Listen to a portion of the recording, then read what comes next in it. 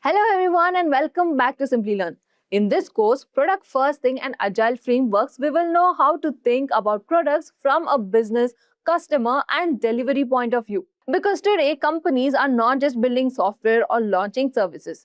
They are solving real customer problems, improving experiences and creating products that can grow in the market. But to build the right product, we first need to understand the problem clearly. Identify the users, manage stakeholders, expectations, and decide what should be built first. That is where the product first thinking becomes one of the most important skills for business analysts, product analysts, and aspiring product professionals. In this course, we will start by understanding what product first thinking means and why it is important before jumping into solutions. Then we will explore how business analysts and product teams identify customer needs, business goals, user pain points, and also market opportunities. After that, we will learn about Agile and Scrum fundamentals, where you will understand how teams work in sprints, manage changing requirements, and deliver value step by step. Next, we'll understand how to write user stories, define epics, prioritize features, and identify the minimum valuable product or MVP. We'll also explore important product and business tools like stakeholder mapping, user story mapping, use case diagrams, business prototypes, and proof of concept. Along the way, we will look at real world examples of product success and failures. So you can understand how companies make product decisions and what happens when customers' needs are ignored. By the end of this course, you'll understand how think like a product focused business analyst, how agile frameworks support product development, and how convert business problems into practical product solution. So let's get started with the product first thing and agile frameworks and learn how to build products that solve real world problems and deliver real business value. If you're interested in building a career in product management, then you can check out Simplilearn's AI powered professional certificate in product management in partnership with SP Jain School of Global Management. This program helps you understand how products are planned, designed, launched, and improved with real world. You will learn the important product management skills like product strategy, market research, customer value, design thinking, road mapping, MVP development, agile methodology, UX design, product analytics, and business models. You will also learn how to use Gen AI tools like ChatGPT, Gemini, Midjourney, and others modern tools to support product research, ideation, UX design, and product innovation. The course includes live online classes, expert led sessions, real world case studies, hands on projects, and capstone project where you apply what you learn to practical product problems. You'll also get the professional certificate from SP Jain Global along with access to its executive education alumni network. So, if you want to move into product management or improve your practical thinking skills, this course can help you build the right foundation. You can check out the link in the description box below and explore the program. Before we begin, here's a quick question for you to answer. When building a new product, what should a team understand first? The latest technology to use, the customer problem they are trying to solve, the final design of the product, the marketing budget. Let us know your answers in the comment section below. Let's get started. This is what happened. Now I'll give you 30 seconds. This will happen for project ramp up, okay? Now learners, I'll give you 30 seconds. They met with only sales and marketing people. They focus more on the documentation, lengthy documents to developers, timely insights they couldn't get, and they had restricted visibility or like flexibility, sorry. My question for you is, if you were given this design, can anyone elaborate how would you or what approach would you take to completely redesign the checkout system? Let's see who would like to take that up. Go ahead. Open to answers. Praveen, Priyanka, Shikha, maybe Sumedha, Sayali. Anyone would like to pitch in? We'll take it up. How would you take this approach? What approach would you take so that you can, make this working rather than the way it was done? So, hi, I will create a prototype kind of mock-up to Great. create my idea, what I'm thinking, and this is like a sample or what. So Absolutely. this is my visual picture what we are trying to build, right? So Great. it will start with Great. that. So Shikha is saying that Suryanj, why do you complicate things? Just simply show a design on how this will work. Right, Shikha? And if this thing gets going, Correct. then you can send it for development and then you can test it. So in this way, you can have multiple designs. Whichever way or whichever design fits, you give it for development, and based on the inputs that you're getting, you deploy it. Cool. Next point. Next point. Thank you, Shikha. Any other learner has got a different approach? Redesign the only user journey, talk to customers, ask them why they're churning. Great. That's Priyanka, that's correct. So you follow V model POC for the application. Okay. Omkar, why don't you elaborate in easier words for everyone to understand?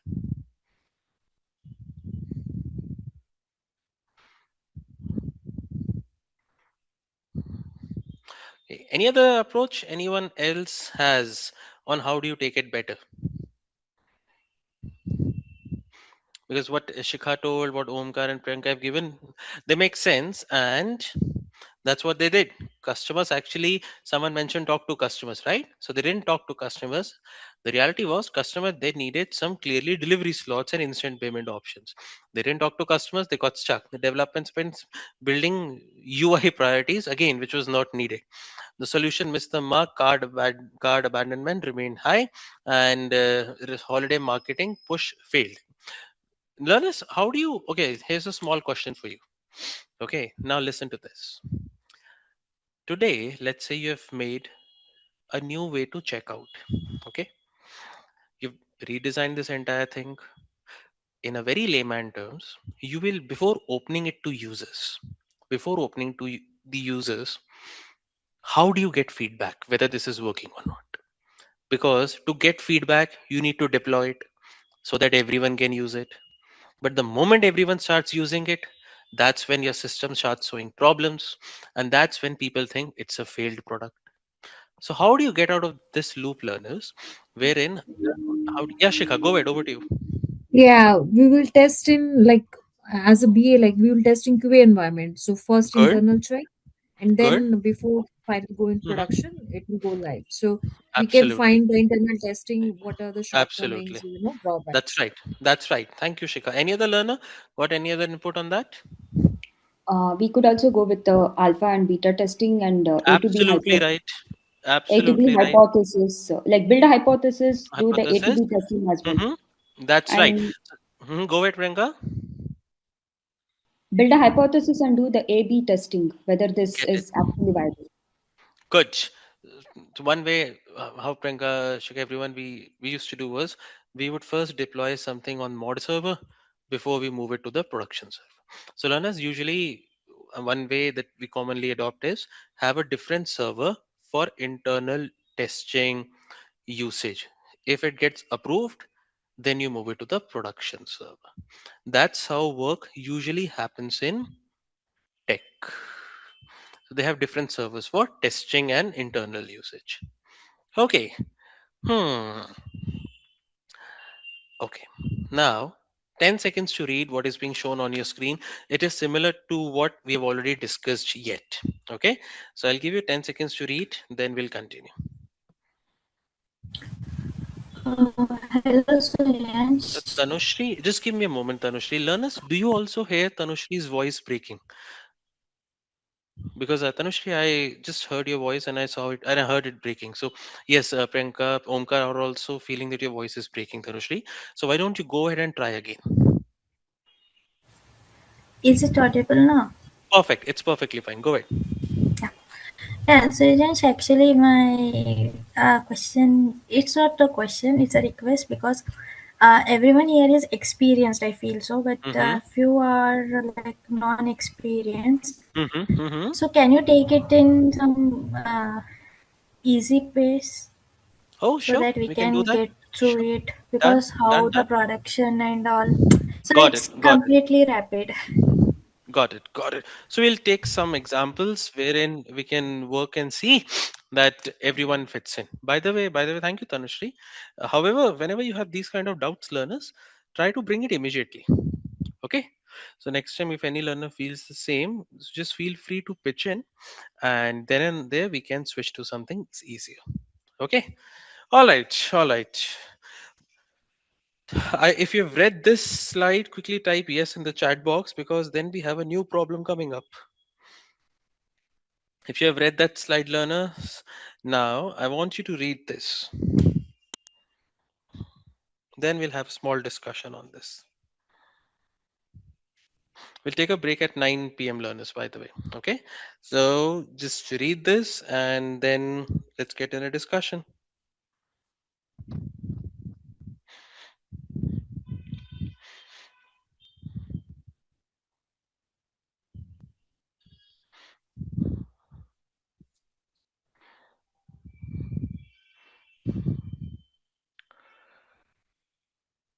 Thank you, Rahul.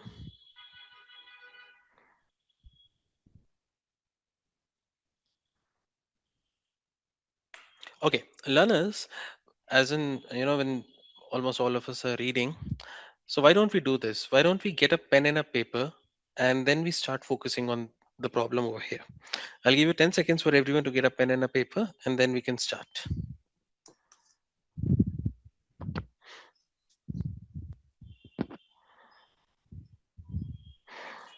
Learners, the question says that Target, or you could say a similar company to Walmart, okay? They decided that let's enter Canada. We're doing very well in US, and they decided to open 100 stores within months. Now, learners, remember one thing: Target stores are, if I'm correct me if I'm wrong, okay? Aren't they pretty huge, learners? Do you agree? Yes or no? Target stores. Do you agree? Yes or no? Now you're opening hundreds of these. Remember, do you agree with the problem? Yes or no? Yes or no? Do you agree with the problem? Hundreds of stores. Just imagine the cost. Not only the cost of leasing, imagine the cost of land plus construction plus, let's say, cost of labor, inventory. Do you agree with the cost that is involved? Yes or no, learners? Now, my question for you over here is that since they opened over 100 stores and within 2 years they realized they had done a huge mistake. They incurred a loss over $2 billion. Okay. Could you tell me what could have gone wrong? Let's see who would like to pitch. Anyone can pitch in. Tanushri, would you like to start? What could have gone wrong?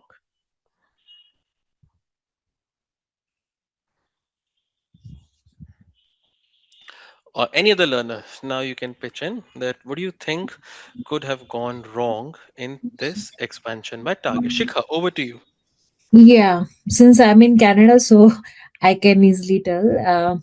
So first of all, they have to do the market strategy. Like there are a lot of competitors, so they have to see what they are uniquely offering.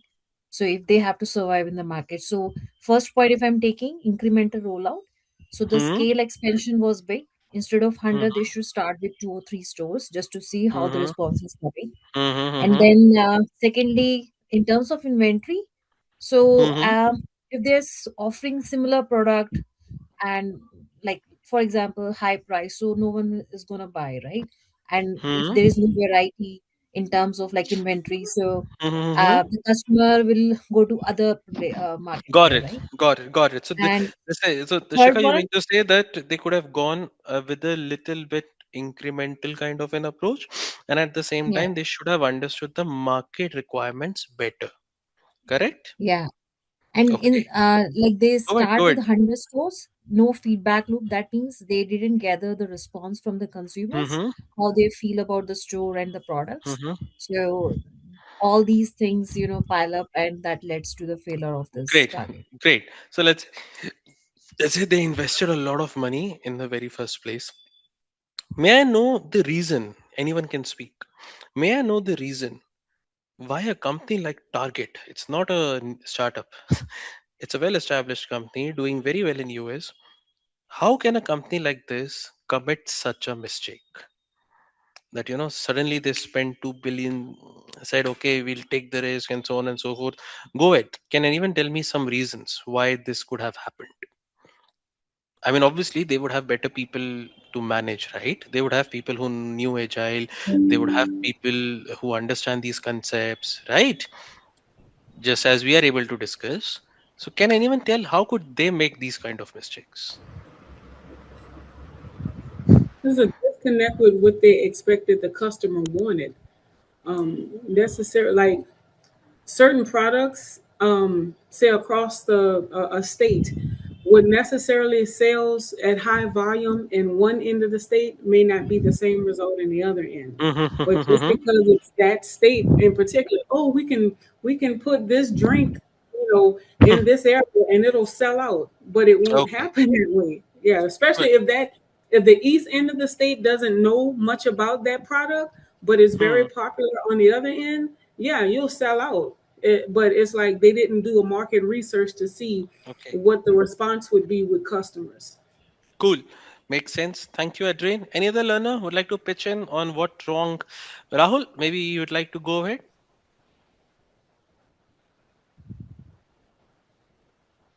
Shikha, we'll come to the solution in a moment. Let's see what the exact problem could be. Then that time you can speak out your solution. Go ahead, Rahul. Any suggestion? Any reason you could figure out? Maybe Tanushri, Omka, Praveen, Priyanka, Sumedha, and Deep. Anyone? Tanushri. Yes. Yeah, even I might feel that there might be a controversy on regions. Like in Mm-hmm. some regions, people opt for those things, like Mm-hmm. these stores, and in other regions, they think they don't go. Actually, this problem has Mm-hmm. occurred from my end, from our end. Mm-hmm. Mm-hmm. So, what people think is, rather than going and buying there, we can get it on Blinkit and all, or else. Okay. Uh, S- or else Got it. one more criteria is overconfidence. Got it. Yes, maybe the company became complacent, right? Adding on to what Tanushri and everyone mentioned over here, learners, do you use this? Yes or no? Overestimation of their branding. That's right. I hope everyone uses this brand. And let's see who can answer. What was the first product they started selling on this platform? The first product. Books. Books. Absolutely right. Right? Now. Later they scaled to everything. Everything means everything. Today you find everything on Amazon, right? How did this happen? Because when they launched books, they got continuous feedback. What different products are people buying from other e-commerce platforms? Remember 2001 .com crash? Before that, you had lots and lots of companies, e-commerce companies selling anything and everything online. Medicines, books, shoes, toys, clothes, everything had started gone online because of this .com. And then Amazon realized, let's have a look what else is growing on e-commerce. They already had a good user base because of the books part. So that's how, based on the feedback on what people are buying more, they went in acquisitions on what products people are buying more. So why don't we buy that e-commerce platform so that we directly onboard the users? That's how Amazon scaled, and that's how they introduced their Prime membership plan because they had access to data, starting with one category of books. So target learners didn't have access to that level of user insights. And even if they had, they did not take action points on that. My question for you is if you were to get this thing off ground, learners, okay, as Shikha and everyone told, you have opened 2 stores. All right, Shikha, you mentioned 2 to 3 stores. Now, everyone, listen to this carefully. Yeah. You have opened 2 stores in Canada. What is your next step? Who will answer? Go ahead. We are now following an agile approach. You being the agile masters, you've told me to open 2 stores. I've opened 2 stores. Now tell me what should be the next step. Go ahead. So we will Hmm. survey what's the revenue, Good. what's the, by having survey, we will take the feedback from consumers, Excellent. So what exactly they revenue are will have looking. feedback. Good. Yeah. And What else? Suryansh, I have a question at this point. Priyanka, go ahead. Yeah, the question is, at what location are you opening the store and what's the criteria for it?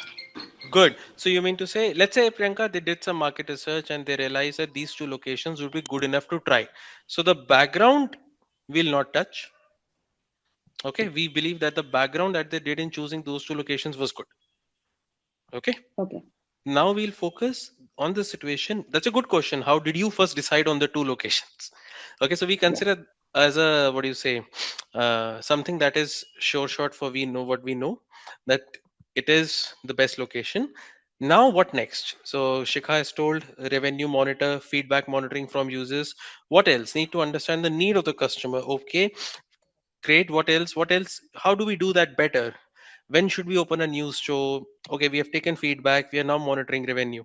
What else can we do to stop committing regular supply of goods? Okay. So if something is in more demand, just ensure that it's always stocked and piled. Okay, what else? No, sometimes they'll check out other stores in that area to see what's Good, offered. Check the good, competition. good. That's, you need to check the competition first. Great. Learners, here's a small question for you because it is adding on to the target what we're going to learn. We're learning over here.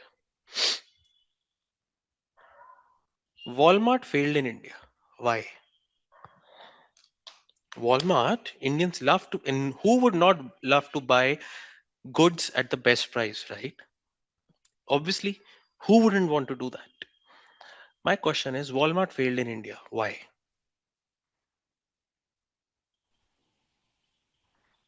Go ahead. Anyone? Any guesses? Any reason why? Why could what could be So the issue? I'm not sure. Maybe like India is a huge market with local Hmm. retailers. So sometimes people feel like we will support our local economy. Why other US retailer Hmm. would come to our But market, right? Shika, same people happily adopted Blinkit, Instamart, Zepto when these things came in the picture. So they were readily happy to forego their favorite local shops when these things Yeah, yeah. came. I mean, but again, Blinkit, Instamart, all they are Indian brands, correct? Okay, If I'm, okay, okay, okay. So you mean to so say we that's focus? what I'm Got trying it, to say.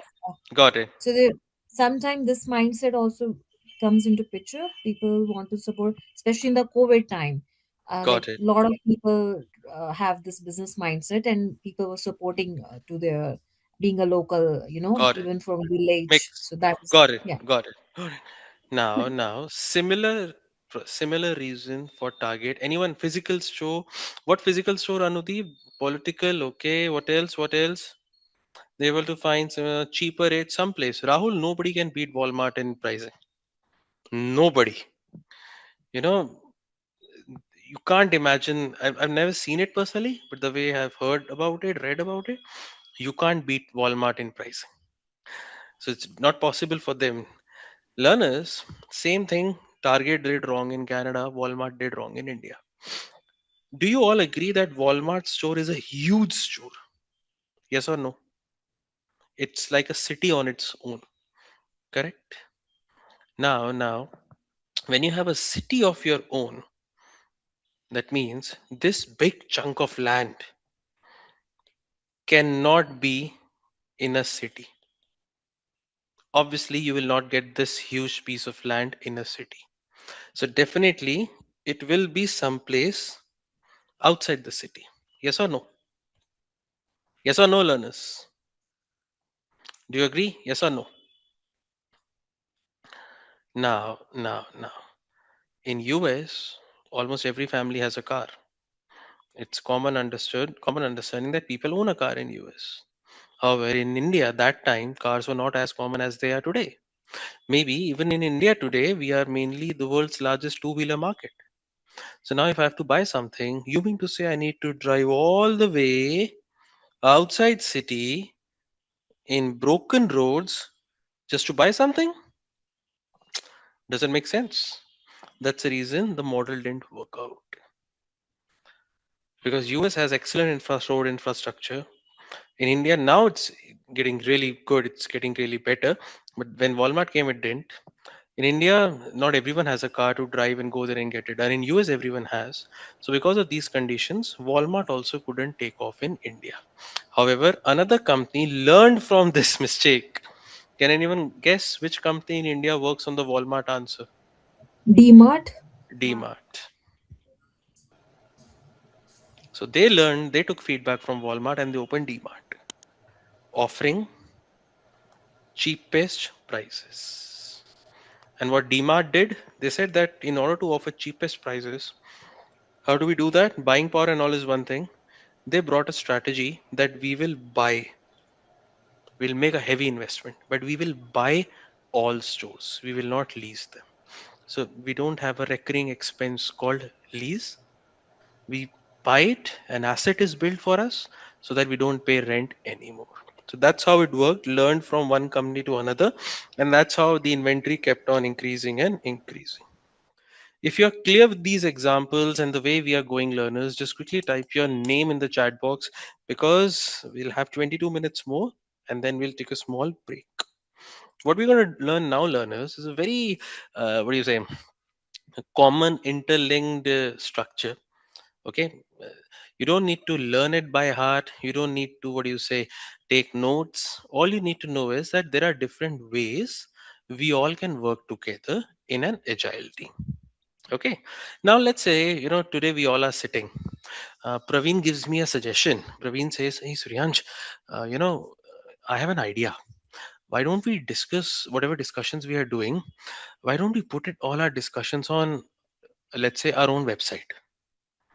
I say to Praveen, "How do we do that?" Praveen says, "I'll quickly make a WordPress website. You give me the videos. I'll I don't need to buy storage space. We'll upload the videos on YouTube. We'll paste the link on our website." How much time do you think, learners, will this take for Praveen to create a very small dummy website, pasting link on that website, uploading video on YouTube? How much time do you think Praveen will take to get it done?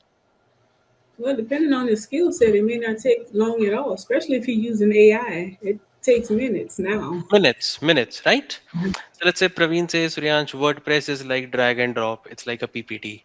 I will simply enter some text, let's say our sessions. Then I will put simply links. I can get it done in less than 20-25 minutes. And the moment I get feedbacks, then I'll keep on adding." Okay. Now, how much time will a company like Accenture take to deliver this same product? If they were to put a platform of all of their trainings, the POVs on their website, how much time do you think a big company like TCS or Accenture take? It may Any be like guesses? It will nine, huge loss for 9 months to a company. year. Huh? It will huge loss for the company if they do like this means. As in, it's going to be a huge cost and effort for company, right, Praveen? Yes. And it's going to take a maybe a quarter to get it done, right, Yeah. Praveen? Correct. Now, do you see, learners? Do you see, learners, how priorities are different for a 0 to 1 company and for a well established brand like Accenture? Do you agree with this, learners? Yes or no? Tell me. Yes. Makes sense, right? Similarly, the amount of regulations that financial institutions like banks have to undergo when they launch a new financial product, again, it's a time consuming process. Correct? Because it requires a lot of safety checks. Cool. And the same way, for a company that already has a good product running in the market, now they have been asked to trim down some of their products and focus only on what is necessary. They will also have a different approach. So, do you agree that in all of these scenarios, the approach that we will be taking in tackling a problem is completely different? Obviously, time and effort is also different. That's the reason the approach cannot be same. If you agree with this, quickly type yes in the chat box. That yes, Suryansh, it's common sense. The approach itself is completely different. However, Suryansh, we would still like to follow principles of agile. Does that mean you are taking us back to waterfall? No. In agile learners, again, there are different approaches that we take towards a delivery or a development process, and that's what we're going to see now. Can you see this thing called Scrum, Kanban, Lean, XP, Scaled Agile Framework, Crystal, Lean. Do you see? Yes or no? Do you see this? Yes or no? Yes. Okay. Just keep a note of these things and I'll explain you in very, very simple layman terms. Okay. And then we can go ahead and start discussing on each and everything. Learners, let's say today we have got Tanushree who is more focused. She's, let's say, running her own startup, and that startup pertains to similar products like Amazon. All right, Tanushri. Since it's a newly launched product, so Tanushri says, Suryansh, I don't have time to brainstorm for 1 week on a feature. I would prefer deploying it immediately, getting the feedback, and then deploying it again. Do you all agree, learners? That's how it has to work out. Yes or no?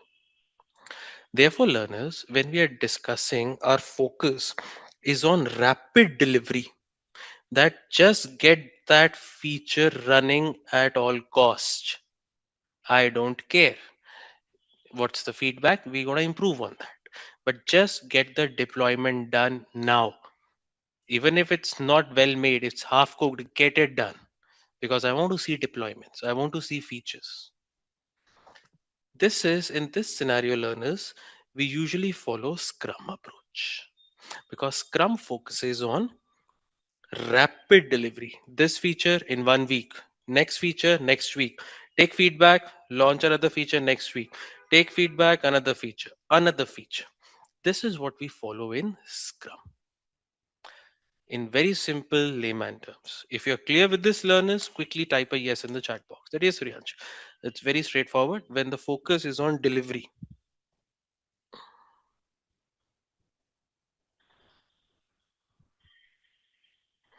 Okay. Now consider a scenario wherein our friend Tanushri and Rahul, are you able to follow now with some of the examples that we are touching and the discussions related topics that we are doing? Are you now able to relate them better, Tanushri, Rahul? Because Rahul, perfect. Now, learners, consider a scenario wherein we have Rahul. Rahul, you are running currently a production house and you are a media company. Okay. Now, learners, listen to this carefully.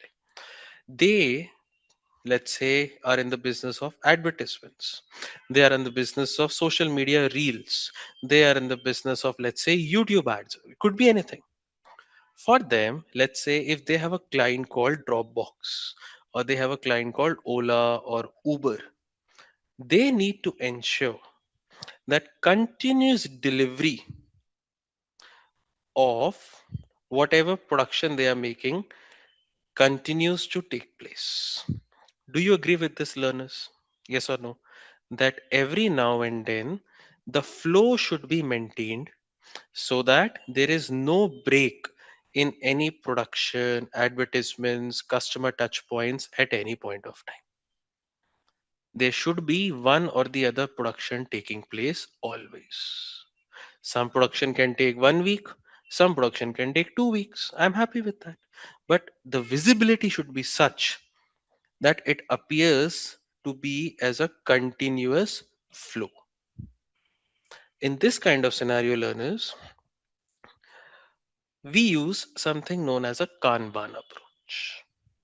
Okay, wherein our focus is mainly on flowing, that it should not stop at any point of time. Are you, if you're clear with Kanban, learners, just quickly type K in the chat box. That yes, Suryansh, we're good with Kanban. Just type K in the chat box.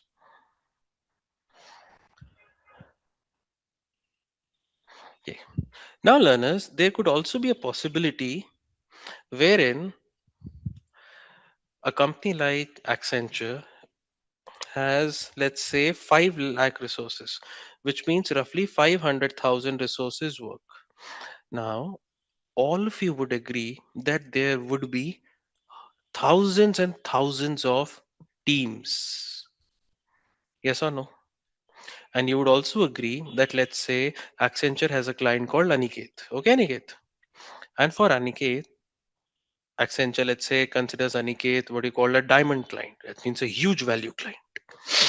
Now, if it's a huge value, then Aniket would have multiple teams from Accenture working for him. Correct? When, as an organization, you have to manage multiple teams, cross functional teams, using agile principles, you use what is called over here scaled agile framework. Now, if you're clear with concepts, okay, when do I use what, big organizations use what, just quickly type y in the chat box, then we'll go and see what are we looking at. Just quickly type y. Kanban, okay, who said Kanban? Kanban, Rahul, wherein you're focused more on seeing that the flow of delivery does not break. That means if you have a task of having production of advertisements or YouTube shorts or Instagram reels as your project, then at all times there are some deliverables taking place.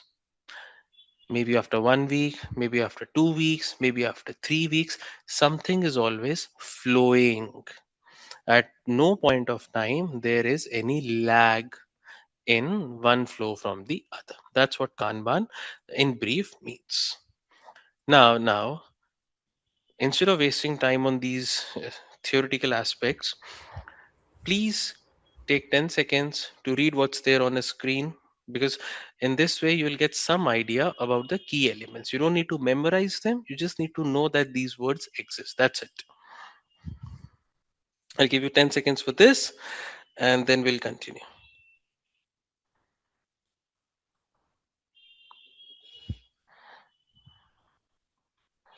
Praveen, yes, you could consider it more of for a social media management company, for a production house. That's when Kanban fits well.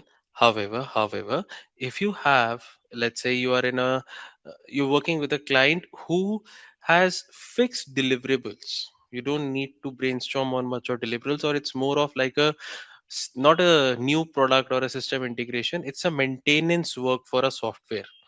That's when again you can use Kanban, because it shows that continuous flow of tickets is taking place and those are being resolved in the right time. Is that clear, Praveen? Um, I have a Yes. question, Surya. Go ahead, Shika. So, Just give me one moment, Shika. By the time others read Kanban, you can ask now. Go ahead, Shika. yeah, so when you say, I'm just trying to understand the base here. So, Scrum is like umbrella, and Kanban, Agile, Safe, all these are falling under this umbrella, or No. like, Agile is the how do you umbrella define? over here. Agile is the umbrella over here, Shika. And Okay. all of these frameworks fall under Agile. Because if you see, Shika, what I told in Kanban, that there shouldn't be any breakage, it should come out as a flow. That's what Agile exactly means, continuous delivery and continuous improvement. Scrum also does the same thing. However, the only difference lies in the visibility, wherein the Scrum part focuses more on the sprints that lead to deliverables. Kanban focuses only on the flow, that during this time a flow came of getting this production done or a ticket resolved. Done, yes. The next time same thing happened, done, yes. The next time same thing happened, done, yes. So there is an overlap, but the umbrella is agile and all of these frameworks fall under agile. Mm-hmm. Okay. Then why people say, like, usually every company they say we are in Scrum call, but irrespective of whatever approach they are following, they Because don't know what. Scrum is the most commonly followed or used methodology. The reason being Mm. is whenever we work in agile teams, Shikha, okay, learners, many a times I'll give you answers that are pertaining or relating to your industry.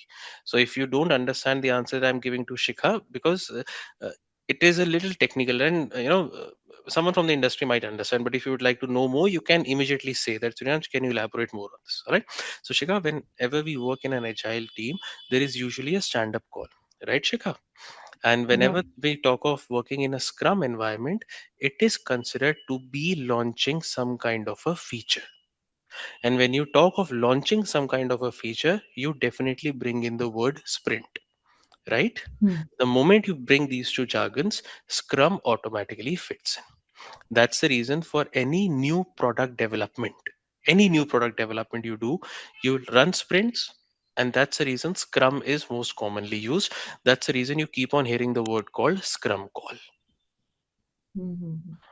I'm working in two teams, one follow Agile, other one follow Kanban. So that's Okay, why I'm just got it, trying got to it, got it. understand Also, theoretically what's the I difference. get it, get it. Learners, Shika has got a good question that one is saying Agile and one is saying Kanban. However, you are giving all frameworks under Agile.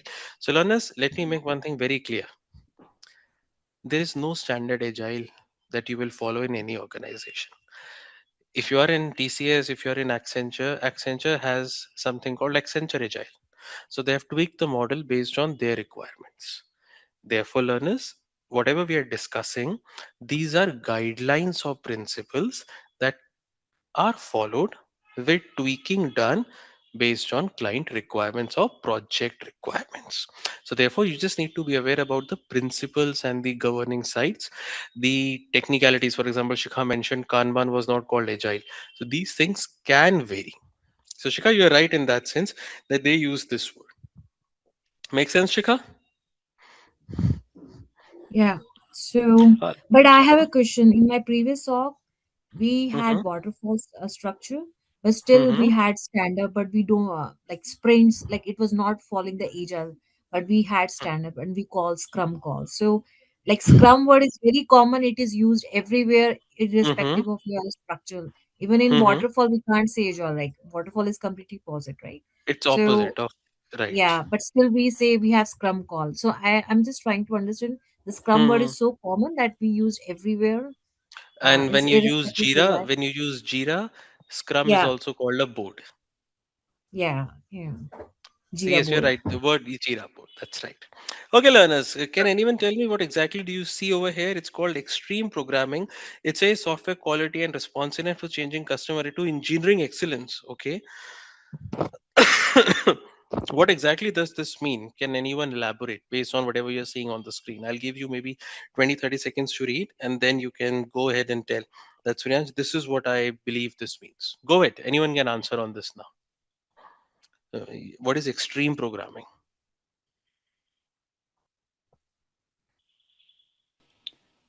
Yeah, I can. Priyanka, over to you. Yes. So actually, it is called extreme programming. Also, we used to call it behavior driven development. That is Mhm, BDD. You already have the requirements ready, and we were mostly writing the test cases even before, like side by side with the development. mhm. So they were working in parallel. Like, okay, the Okay. development and the testing, because the requirements are clear, the test engineering and the development engineering were done simultaneously. And Mhm. when we talk in terms of the CI/CD pipeline, the first version of the product with went also went ahead with the tests that were written to it. So this is how we saw that the extreme Great. programming. Great, great. Learners, let's exactly what Priyanka mentioned over here. Consider this scenario that once you're developing something, it's like writing an exam with a teacher on top of you. So whenever you're doing something, you get it checked with the teacher. If you check this, are you gonna give me full marks? Yes or no? So teacher will look at it and say, no, no, no, no. Change the answer in this way so that I can give you full marks. Then you change the answer, give it. Is this fine now? Yes, yes, now it's fine. You get full marks. Go to the next one. That's how it works. You put the tester, the developer. That means if I am tasked with developing a new feature, I'll have a someone who is there to ensure that feature does not work. So whenever I make something, he or she will sit next to me and find out ways to show that this will not work so that I can get it corrected then and there. In simple words, the testing team and the development team work hand in hand from starting. That's in very simple terms for extreme programming. Have a look at Lean now. While you're reading Lean, I'll tell you one very simple thing. When you don't have budget, just keep it very simple. When you don't have budget, you don't have money for impressive launches, for all the jamborees that you can think of, you focus on bare minimum what has to be done. If you are Zomato, you focus on selling online. Forget about membership, forget about wallet, forget about financing, different payment options, forget about AI, forget about customers requirements getting sorted. You only focus on what is needed. That's in layman terms what lean means. That you are on budget constraints, you don't want any jamborees, you just want it to be delivered. That is where lean comes in the picture.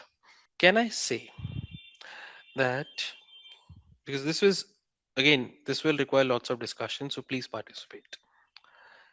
This is a development team, this is the client, okay? And this is a business analyst. You are the bridge connecting these two. Do you agree that this diagram somewhat rightly justifies the role of a BA? Do you agree with this? Just type yes in the chat box if you are clear. Thank you, Sumedha. Do you agree that, Suryansh, yes, somewhat you are heading in the right direction? That's in layman terms who a BA is. Okay. Now, listen to this carefully. You see, the reason why BA stands somewhere at this junction is, can we say this again? Because this person understands the business side of the client. Maybe if the client is from, again, let's say oil and gas. So maybe the BA has got some background in oil and gas. Therefore, he understands what happens in oil and gas industry, what are their priorities, what are the problems the softwares that they use can incur, and at the same time, the same person can also talk to developers in their own jargons. So he is aware of both the jargons. That's the reason he's in the right position to bridge the gap. Do you agree with this, learners? If yes, just type Y in the chat box. That yes, Suryansh, because he's someone who has got both of these points cleared, both of the industry sectors cleared. Learners, there is another category. This category is mainly of a product owner. It could be a owner, it could be a product manager, it all varies. Okay. Now, listen to this carefully. Since our friend BA knows industry, our friend BA knows the industry, therefore, he knows the priorities and inside details about the industry. Maybe he knows the safety regulations, maybe he knows the culture of the organization, maybe it knows what is valued the most in these kind of organizations. Maybe he also knows how the person who is acting as from the client side will get his or her money. Therefore, he knows this area very well. However, our friend over here, product owner or manager, he is someone who says, hey, you know what, you just tell me what do you want. I am a features guy. You tell me what feature you want. I will get it done. Period. That's it. Therefore, learners in many organizations, this role and BA role in many projects is played by a common person. If there are two people playing this, let's say one is the PO, one is the business analyst, then the BA understands the industry requirements and tells the product manager that this is what they want. So the product manager says that this translate into these kind of features. Now BA, based on his domain knowledge, explains the product manager that, these are the features perfectly well defined. I would request you to focus on these top two three features first and get them delivered by this time, because this period is usually considered busy for this industry. So the product owner says, cool, I will get this delivered working with the developers. Just in case I need your help, I'll bring you as well in the picture. Once this is done, then a business analyst goes back to the client and shows that with our tech team, we have managed to get this thing done. That's how a usual development process works, learners. If you're clear with the process, that okay, Suryansh, I get it, type Y in the chat box. If you're clear with this process, that why do we need a BA along with the product owner if there is a role, both product and BA role. This is where learners, I want you now to take 10 seconds to read what is written over here. Then we go to the next step. All right. So I'll give you 10 seconds, read what is being shown, then we continue. Suryansh, may I have another question at this Go point? ahead, Priyanka. By the time others are reading, you can go ahead. So, when you talked about BA adding value to the product owner, I was under the impression that product owners usually select the features based on the competitor analysis of what's happening and then they prioritize. When that is the Hmm. case, and also based on the feedback, they come up with the different features. So, how can Okay. we add value there as business Okay. analysts? Now, you mean to say, Priyanka, that in any product development work, okay,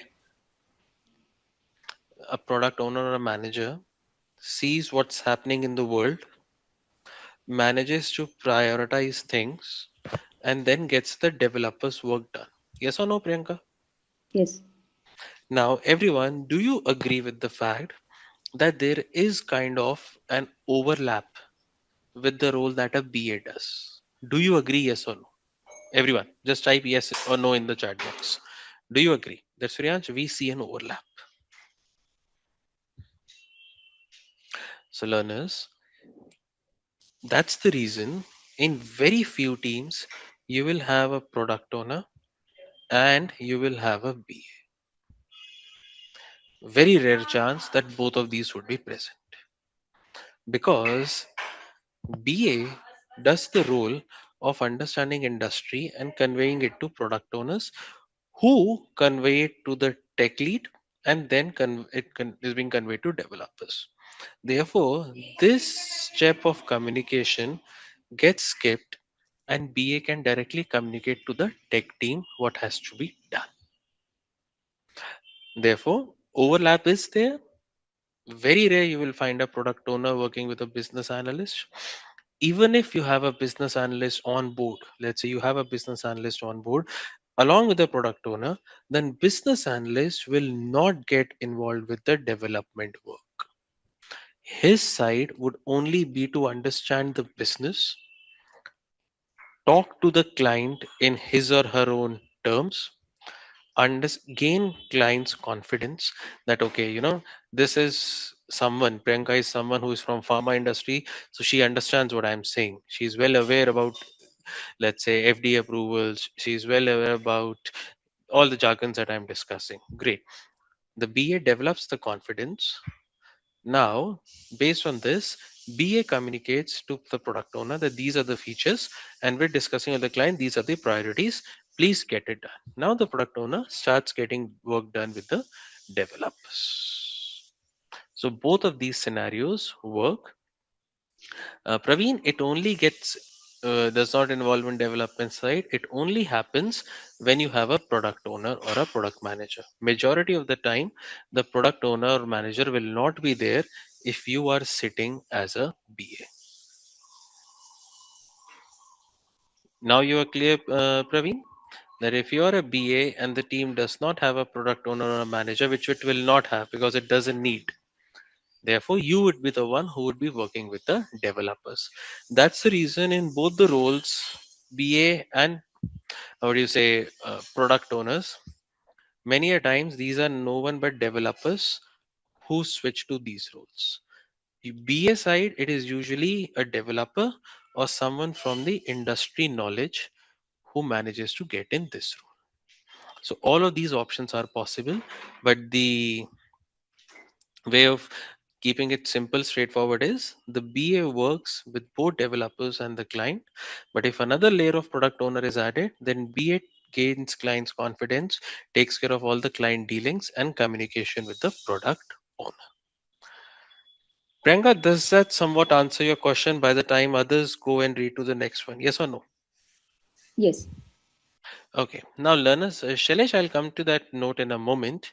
But how many of you learners present over here have used this tool called Jira? Anyone? So, if you have used the word Jira, go ahead, tell me. Just type yes, no in the chat box. That yes, Suryansh, I've used Jira. No, I've not used Jira. So go ahead.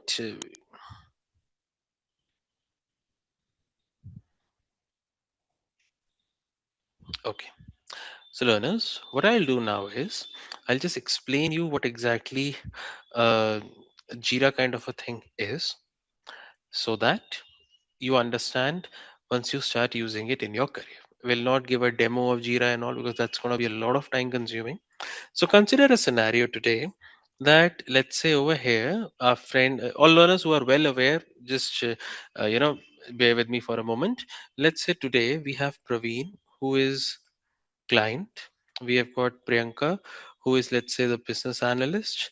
We have got Suryansh, who is the developer. We've got Aniket again, who is also a developer, and we have got over here Deepika, who is as a working as a software tester. Cool. Don't you think you need a place where you can manage all of these people, whatever work they have been given, whatever task they have been assigned, whatever updates they've got, whatever you know status they, about the work that they're working with? Don't you think it would be great to have all of this available at just one place?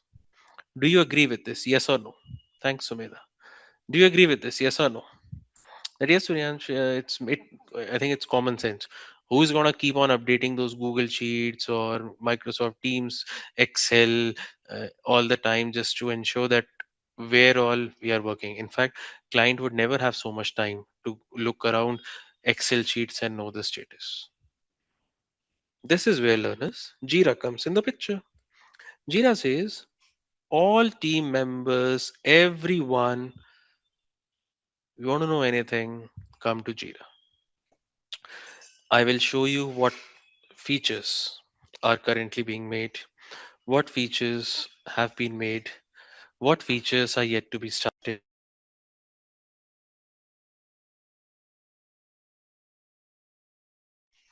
what features have to be made, what products are in testing.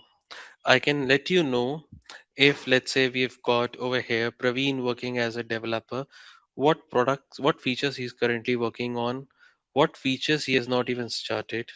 If, let's say, Sumedha is a tester, what products has she done her testing completion, what products she's currently working on. So all of this view is given using Jira. If you're clear with this very simple story, just type.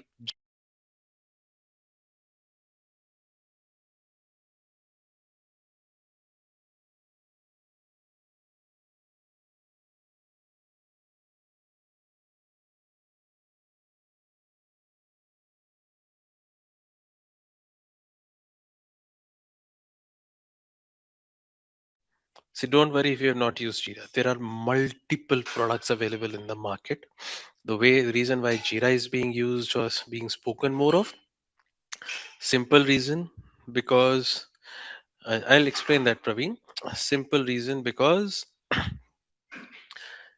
it's got excellent UI UX. It's a good tool for collaboration across teams. Most importantly, you could say that since it was it's already made by a company called Atlassian, which already has other products. So yes, the adoption is high. So Praveen, in layman terms, just remember that Jira is a software that can be used to run software development, product development projects, wherein you can track each and every team member working on what all features, and those features are currently at what all stages. So you don't need to write a mail to check where are you working, what are you working at, what was the update. You don't need any rag status update, nothing. All updates take place at Jira, wherein you can work, and a client can also view, if needed, what is the status of the product that he is asked to deliver. Does that make sense, Praveen? A very simple, clear meaning, yes or no? All learners, does that make sense? Yes or no? Is this similar to Azure DevOps though? When they have the vision boards and you go in and do the Y- updates, or you assign the different Similar, work? yes, yes. See, the same thing Okay, can be done okay, using email. Same thing can be done using Excel, Slack, okay, got whatever it. product you say, right? It's just it's another tool to manage. Okay. Okay, right. I'll, if time permits, towards the end, no, I'll also show you exactly how a Jira board looks like. Okay. Now, learners. Let's say today we have Praveen over here. Praveen says, Suryansh, why don't we do this? Why don't we launch, since we all work at, let's say, Uber, why don't we launch a feature called a Prime membership of Uber, which guarantees you a cab? No matter what time, what place you are at, if Uber is there at that location, no matter what happens, even it means heavy rains, you will still be guaranteed a cab ride, no matter what. So Praveen has given this idea that let's work on this. Everyone, are you clear with the idea? Yes or no? Yes or no? Learners, quickly type that yes, Suryansh, you're clear with the idea. Now, learners, this is the idea. That means just understand the story, okay? That means this is Suryansh, the final objective that we are trying to achieve. Correct? That we need to have a Prime membership that offers these benefits. If I talk in terms of Jira, the final objective is called epic. Whatever you want to achieve while you are making a software, right? You have a final objective. You name it as epic in Jira. That this is the reason why I'm on Jira. This is the reason Tanushri is a tester, Praveen is a developer, Suryanj is a developer, and Adrien is a client. We all are here to achieve this final objective called epic. Everyone clear what exactly an epic is? It is a final objective that you are trying to achieve. It could be adding payment, online payment methods. It could be adding cash on delivery to an e-commerce platform. It could be anything. Are you clear? If you're clear with epic, type E in the chat box, everyone.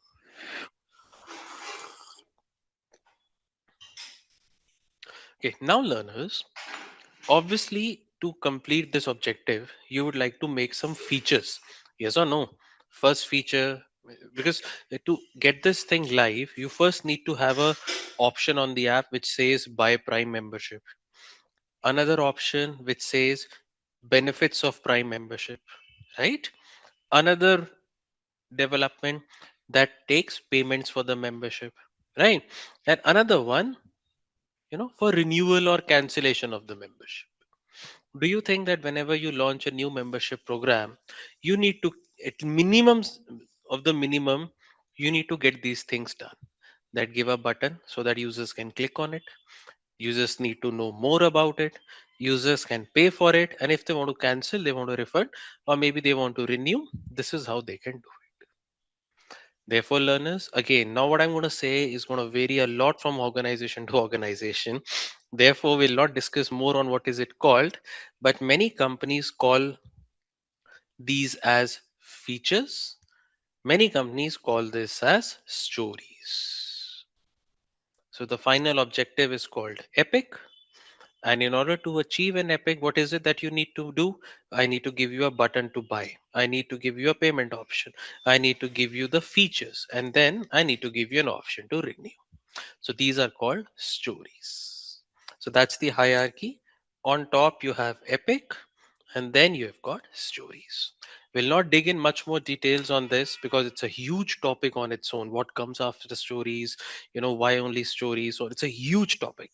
So just let me know if you're clear with the story that I told you about epic and stories and the example that I gave. You're clear, just quickly type your name in the chat box so that I can continue with the next part.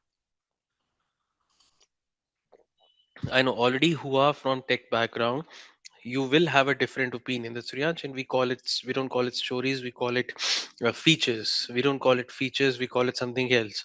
Sometimes someone will say task, subtask. So we'll not get in those details because it is not a session on Jira. Okay, now learners, um, Tanushri and Rahul, now are you able to follow? As in the examples and all, they are coming as per your, what do you say, industry relevancy and you're able to understand? Yes or no? Okay, great, great. Now, learners, let's see this. Let's see this. Everyone, keep your typing ready. All right, you need to type it in the chat box. All right, keep your chat box ready. You need to type it out. Do you see user story one? It says, as a shopper, I want to pay using UPI cards or wallets so that I can choose my preferred payment method. User story 2, it says, I want to save my card securely so I don't need to re enter details. I want to clear error message if payment fails so I know what has to be fixed. Okay. Now, this is a very simple example on how an online transaction takes place. Do you agree? Yes or no? I can choose UPI, I can choose cards, I can choose wallets. And after that, I need to save it. And after that, if the payment fails, tell me it has failed. Okay. What I want you to do is write down similar user stories on the chat box, user story 1, 2, 3, of entering a delivery address.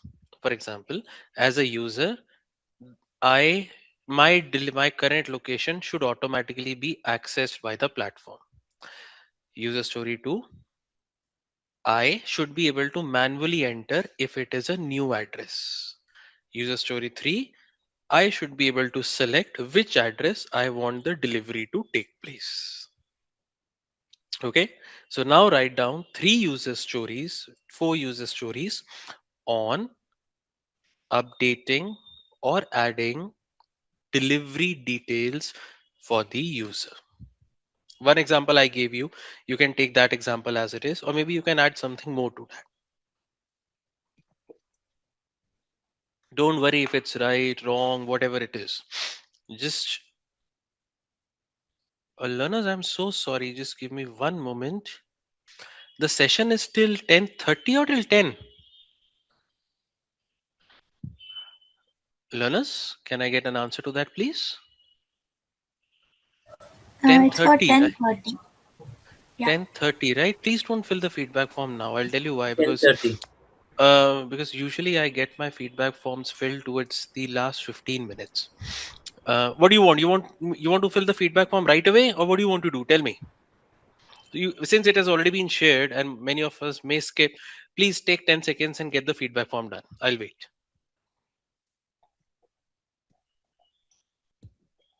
Hurry up, learners. Quickly fill the feedback form.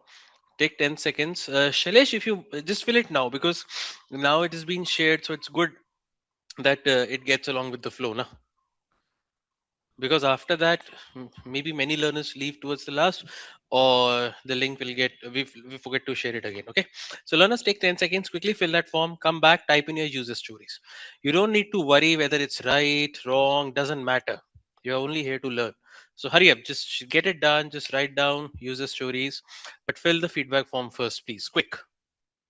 It won't take more than 5 seconds, 10 seconds for you to do that.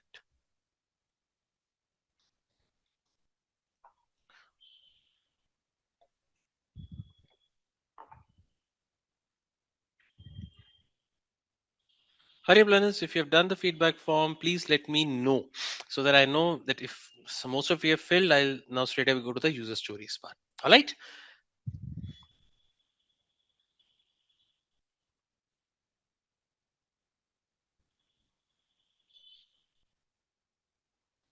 Hurry up, learners. Get the feedback forms quick. Okay, thank you, Praveen. Learners, send me your user stories now. Quick, hurry up.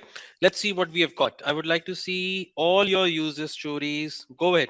Show me your user stories 1, 2, and 3. I'll give you maybe a minute more, but not more than that. Hurry up, learners. Show me your user stories quick.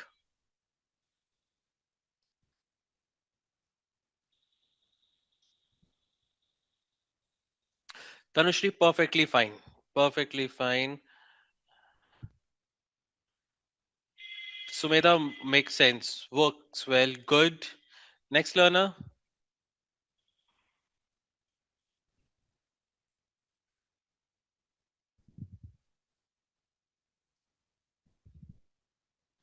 Let's see what all. Okay, good, Priyanka. Let's see. Able to enter multiple delivery locations. Perfect. Uh-huh. Able to label my excellent home office. Okay.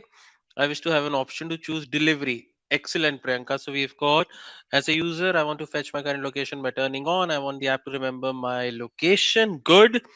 Refresh my current location. Perfectly fine. We'll take 10 more seconds. If anyone else would like to share, please do that right away.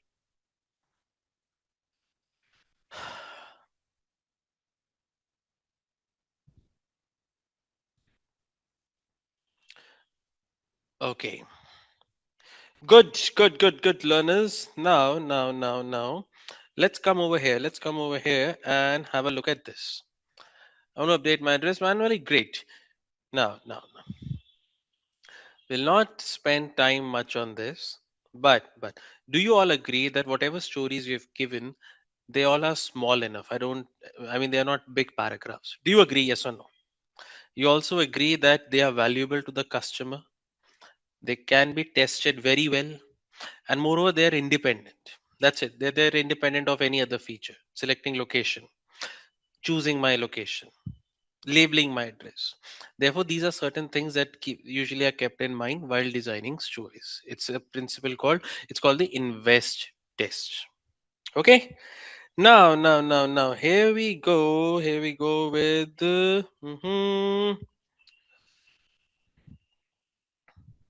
what is this, learners? Can anyone please read? Take 10 seconds and then we'll start. It says agile estimation. Okay, focuses not on exact hours but on effort, complexity, risk, uncertainty. The goal is to help team decide this. Okay. hmm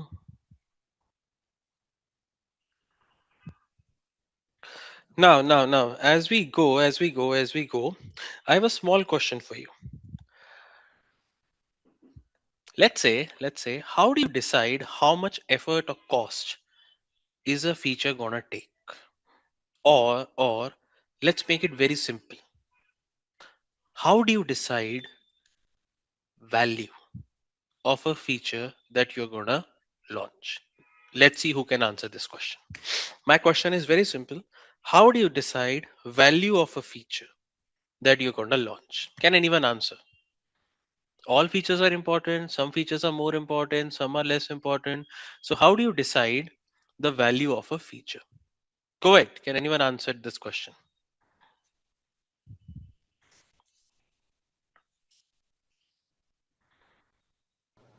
Well, dealing with Mm-hmm. it in the past has been like historical fact. So we've had something similar to Mm-hmm. that feature and everything it embodies, then we'll usually go with the numbers that were used previously.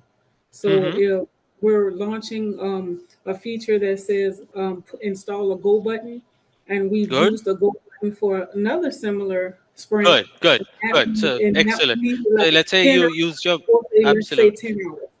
So use the historical data, whatever is available to get. That's perfectly fine. Depending on customers' needs, t-shirt sizing, great. Yeah. All answers, learners, remember one thing: depend on what Sumedha has just written at the last. Depending on the customer need. Remember this. If a feature takes more effort, consider this. Okay. If a feature takes more effort, okay, but client says it needs to be done right away, and that requires additional efforts to be put in, that means additional resources to be brought in, then that feature carries more value. Therefore, no matter what the effort or resources are required, you need to get it done. Therefore, estimation, how much time, how much effort should be done, is it big or small, there are no straightaway answers for this. It all depends on your interactions with client. Okay. Now, learners, it says that we're looking at four factors and we are looking at story points. Let's understand what we're reading over here. I'll give you 10 seconds. Go ahead and read whatever text you can see on the screen.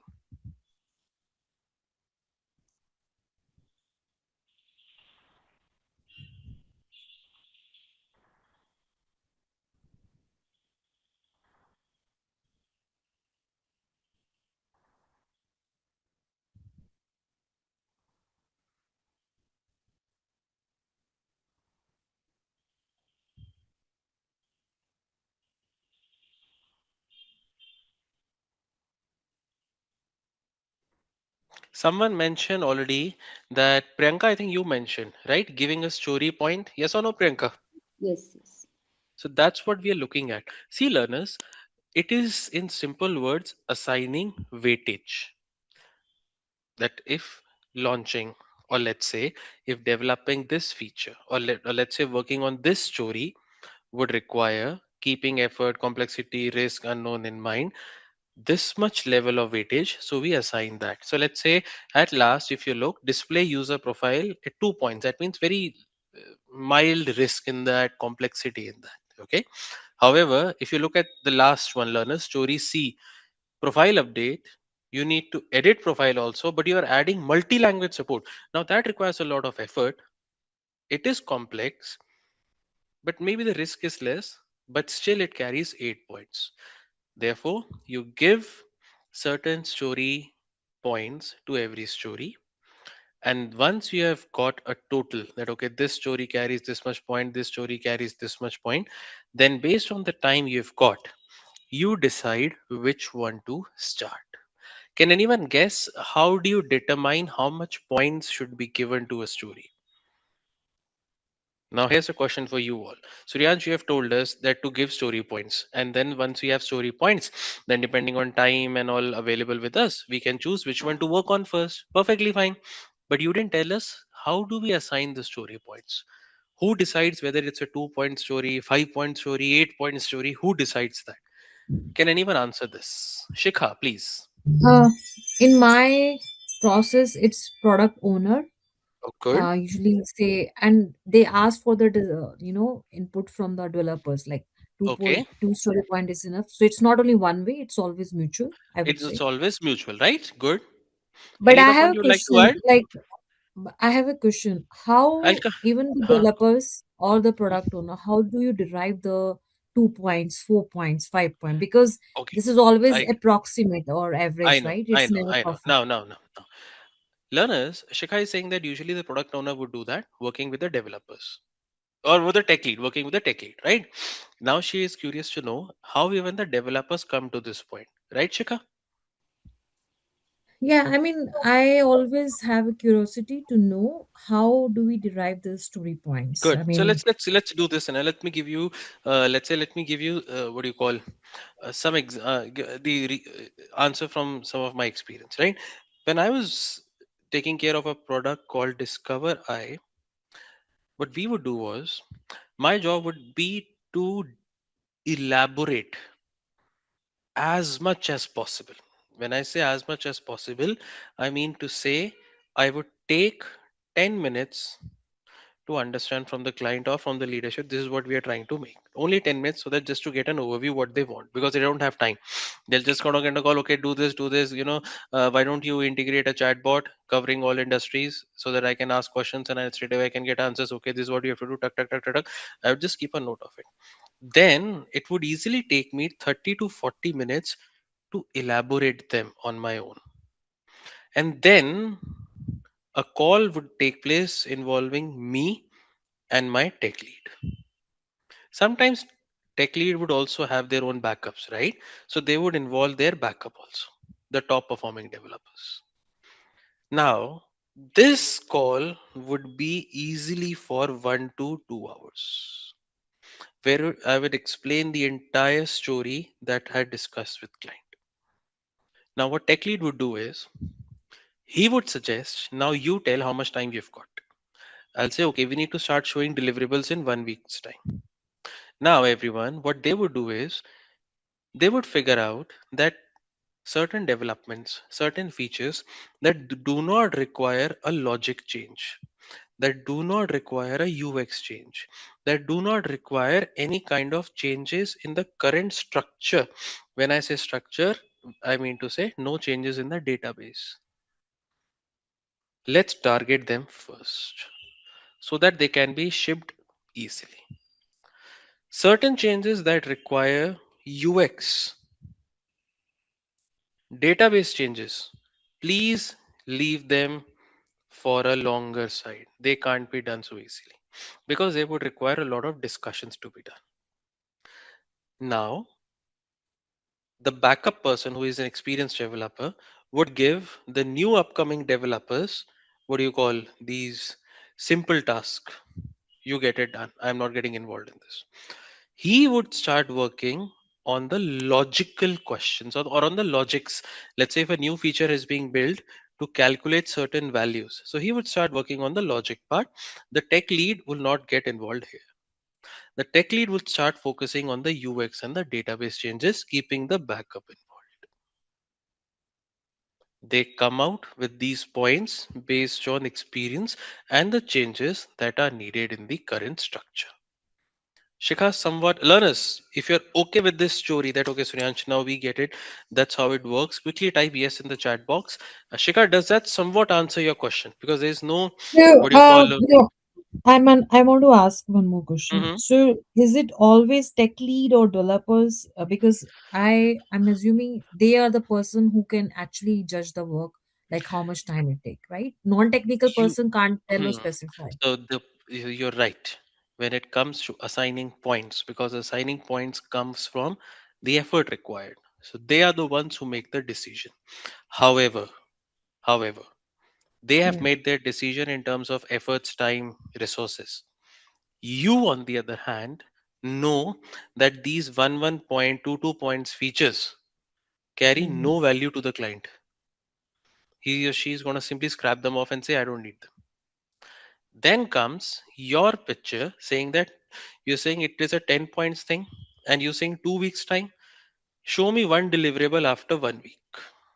So then you begin with some kind of negotiation with them. So that's how usually the discussion happens. And is it correct? I'm sorry. Hmm. I'm just trying to be Hmm. more upfront. Sometimes you are non-technical. The Hmm. other person is technical, but you don't know how truth is that. Like, let's say someone says, "Oh, this is very big task," and Hmm. actually it is not, and they want to take, buy more time just to have See, convenience sake. usually in bigger organizations, or let's say if you Yeah, work for the same firm, it doesn't happen. However, if you're dealing with a vendor, then yes, you need, if you are not a technically sound person, you need to deploy someone who is a technically sound person. That case, your question comes valid.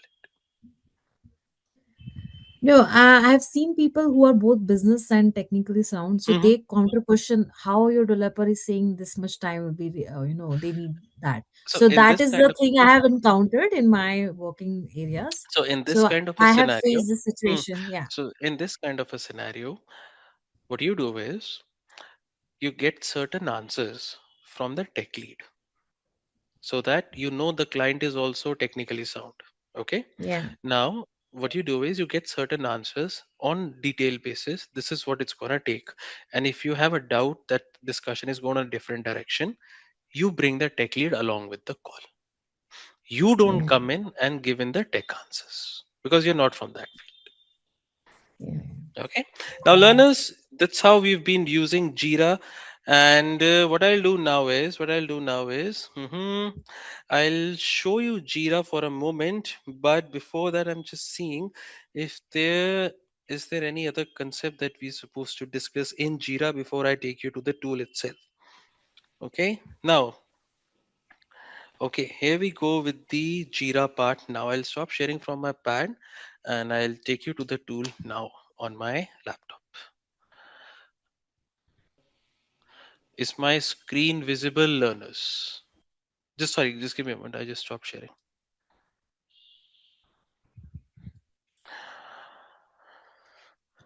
Where is it? Yes. Just let me know when you see my screen.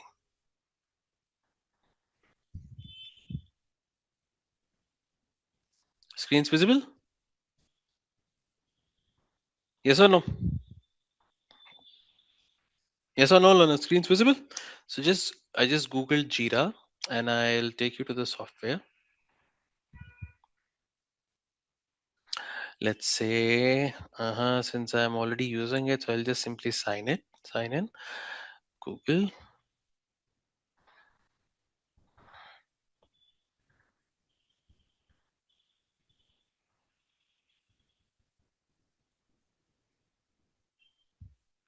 Okay, it says welcome back. Go to Jira.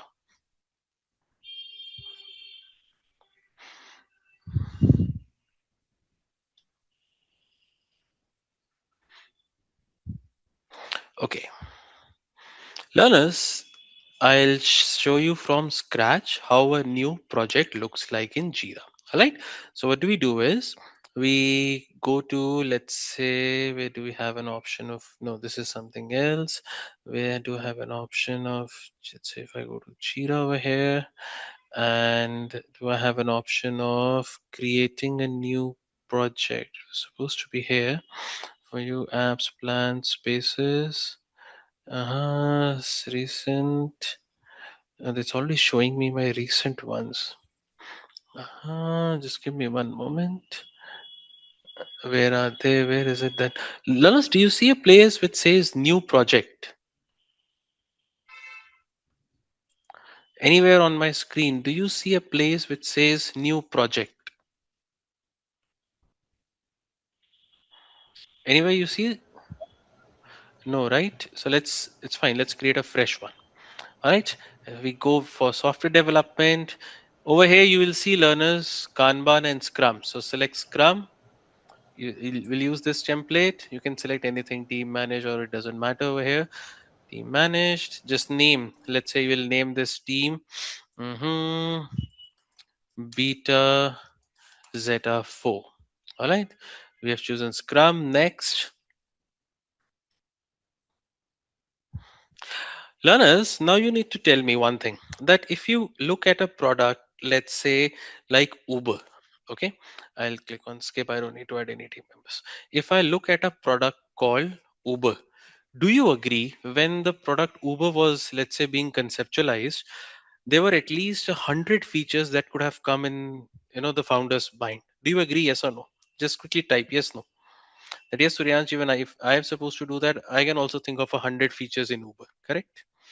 Now, do you think all of those 100 features were launched at once? No, right? Obviously, there was some kind of prioritization. Therefore, the word that you see over here is called backlog. Backlog says whatever you have in your mind, whatever process, whatever feature, whatever thoughts you've got in mind, please jot it down over here in the backlog section. Whatever you would like to do immediately, whatever you'd like to do it now, please do it over here. So let me show you how do you actually start something in Jira. What you do in the first place is you need to create an epic. All right, let's say I'm creating an epic for the same Uber thing that we discussed. Over here you click on create. No, not over here, it's not. Yes, create. You have an option called epic, but in order to do that, let's first enable the epic bar. Do we see that option called view of an epic bar? No, so we need to go it from here itself. Create notes. So click on create and click on epic. All right, Is so Epic let's. a feature the same, Surya? Sorry to No, interrupt. no, no, no. Epic and features are completely different. So that's the reason I didn't touch upon more on what is a story, what is a feature, because that's going to take another set of discussion. Mm-hmm. Okay, so they're different. Remember one thing, learners, epic refers to only the final objective. That's the final objective you're going to type. So epic we're going to type over here is enable prime membership at Uber, and then I click on create.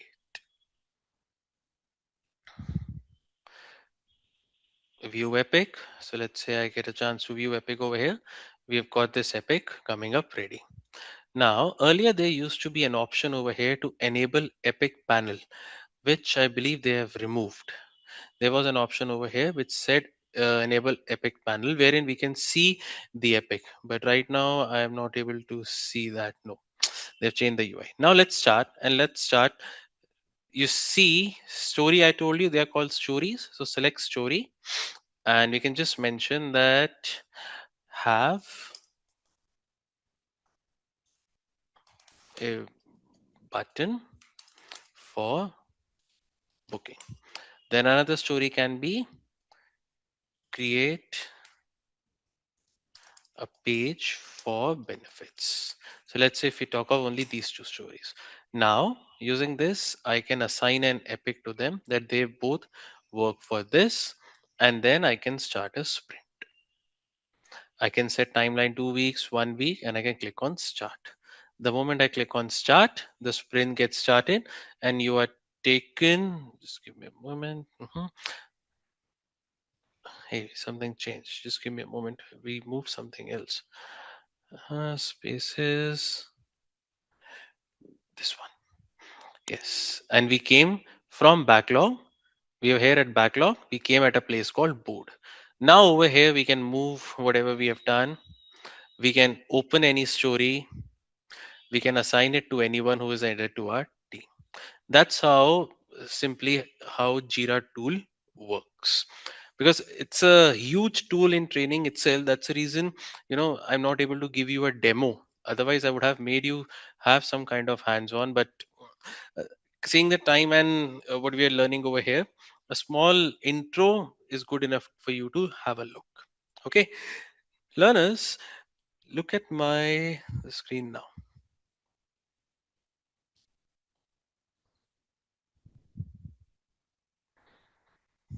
Okay, all right. Okay, this is what I showed you as a backlog. Learners, always remember that backlog, you, your development team, and the client together decide from the list of 100 features that you have thought which features should be developed first. So, this is how you clear your entire backlog. All right. Now, anyone aware of any of these things? Visual modeling toolkit for agile BAs. Anyone aware of? Has anyone heard of it? Anyone knows about it? Anyone has thought of any idea what this exactly could mean? You can speak now. All right, so that I know if anyone is aware of this. Okay, so Anup is saying no, Suryansh, not being aware of this. Okay, we've got multiple no. Priyanka says yes. Okay, she's heard of these things. Okay, no. Anyone else would like to give an answer on this? Okay, now I'll take a pause for a moment, because this is where we come to the last part, because visual aids are the last part and they'll take their own sweet time. But till now, with lots and lots of discussions that we have had, till now, is there any learner who's got any questions? You can put in your questions right away, so that before we go to the last section, we have taken up almost all doubts. In the end, of course, I'll ask you for questions, but now if anyone has, please ask right away.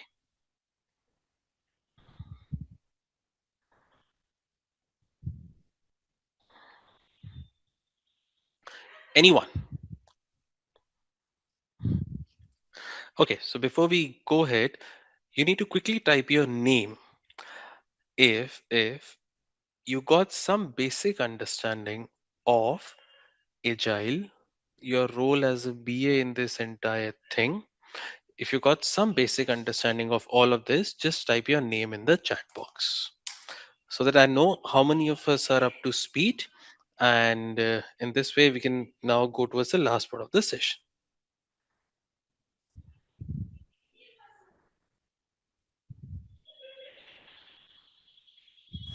Suresh, I have a doubt. Go ahead, Tanushri. Yeah. In one of my interview, I got a question of what is JAD session, like Type joint it in the chat box. application, joint application development session, JAD session. Okay, I am not aware of this, Tanushri. If anyone is aware, you can help Tanushri right now. Or if you're not aware, then Tanushri, maybe we can connect it later at see how we can take that out. Anyone aware about this? What Tanushri just mentioned? Tanushri, can you type it in the chat box?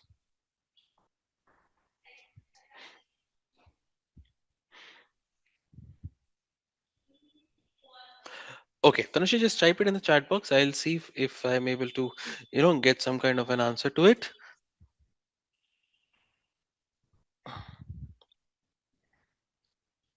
Now, learners, just wanted you to check with one thing.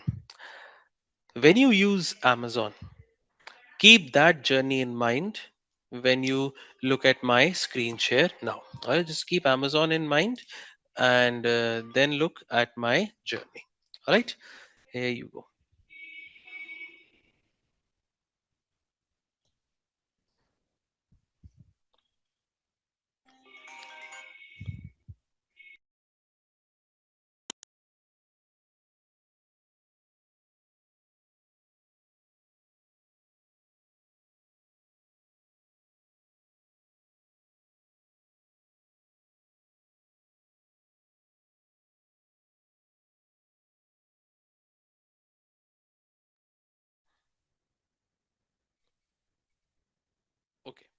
Learners, do you see the first visual diagram that we're going to learn together, which is the use case diagram? Okay. Now, is my screen visible? I hope you can see. Yes or no? Cool. Yes or no, learners? Okay. Learners, let's have a look. What exactly is a visual tool like? If it's helping us in some way, how is it helping us? It's called the use case diagram. By the way, it itself is a subject. If you are studying engineering, it comes under the category of database. So it's a huge subject on its own. So let's see, as a BA, what do we make out of it? Cool. I'll give you maybe 10-20 seconds to read what is being shown. Go ahead and read. I'll give you 10-20 seconds and I'll open discussions.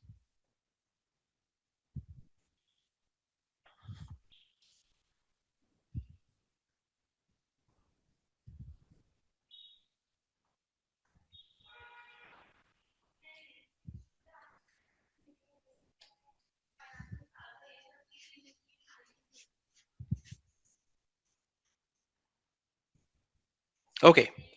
Now learners, since you have read, can anyone elaborate what exactly is a use case diagram?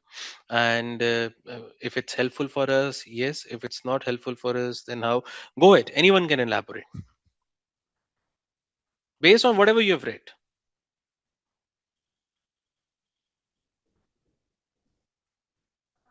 Relationship between user and system. Thanks, Priyanka.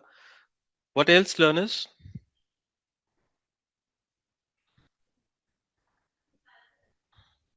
Let's understand this so that we're able to dig down a little better. Okay, let's say this is where we have our user. This is where we have our system, and over here online shopping takes place. Okay, now let's say we have the user who is currently browsing. Okay, now the user would like to add to cart. Then would like to begin the checkout process, would like to add delivery details, would like to make the payment, and let's say then the user decides to check out. Okay, at every point of time the user is interacting with the system, there are responsibilities being shared. For example, payment can be shared by the credit card company provider. Delivery can be shared by someone providing the location services. Adding to cart, browsing or logging in can be taken care by certain other users who check the credentials. The credential works well, then only allow the user to log in. The user does not interact with the credit card service providers, location access, identity. All of this happens outside the system for the user. The user interacts only with these. Are you clear with what I just told you now? If you're clear, just quickly give me a heads up. That is Suryansh. We are clear what you have just told us. Go ahead, tell me. Therefore, learners, if at any point of time certain breakage happens, let's say breakage happens at payments, certain breakage happens at login, location sensing. Now you know which particular portion area is at fault, so you can correct it. Therefore, using this called the use case diagram, you understand how your user is interacting with your system, the different points that you are currently covering with the system, and if there is a breakage or fault, you can pinpoint where the scope for improvement lies. In this simple language, we cover your use case diagram. If you're clear with this, just quickly give me a yes in the chat box by the time I go to the next one. Learners, remember one thing: when you're discussing concepts like these, you need to be aware about the story or about the discussion that is happening. The theoretical details are not of your concern. You don't have to give a semester end exam for this. All right. Now let's look at another one, which is called the data flow diagram. I'll give you 10 seconds to understand, and then we can continue.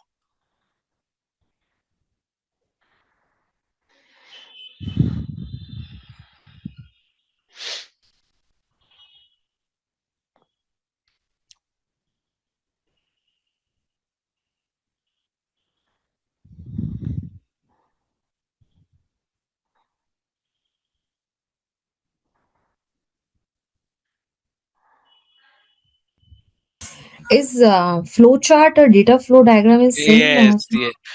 Okay, learners, what I'm going to tell is mainly understood again because it's a technical term.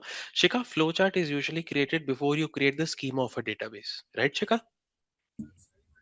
Yeah, basically, if someone requirement is there, you just want to show how it looks So like in a flow flowchart chart. is a tech. Yeah, so that's a data flow diagram, Shika. So when you mentioned flowchart, in technical terms, Shika, a flowchart is a diagram that you create before creating the schema of a database. Because through flowchart, you come to know what will exactly form tables, what will exactly form attributes, what exactly can be a primary key or a foreign key.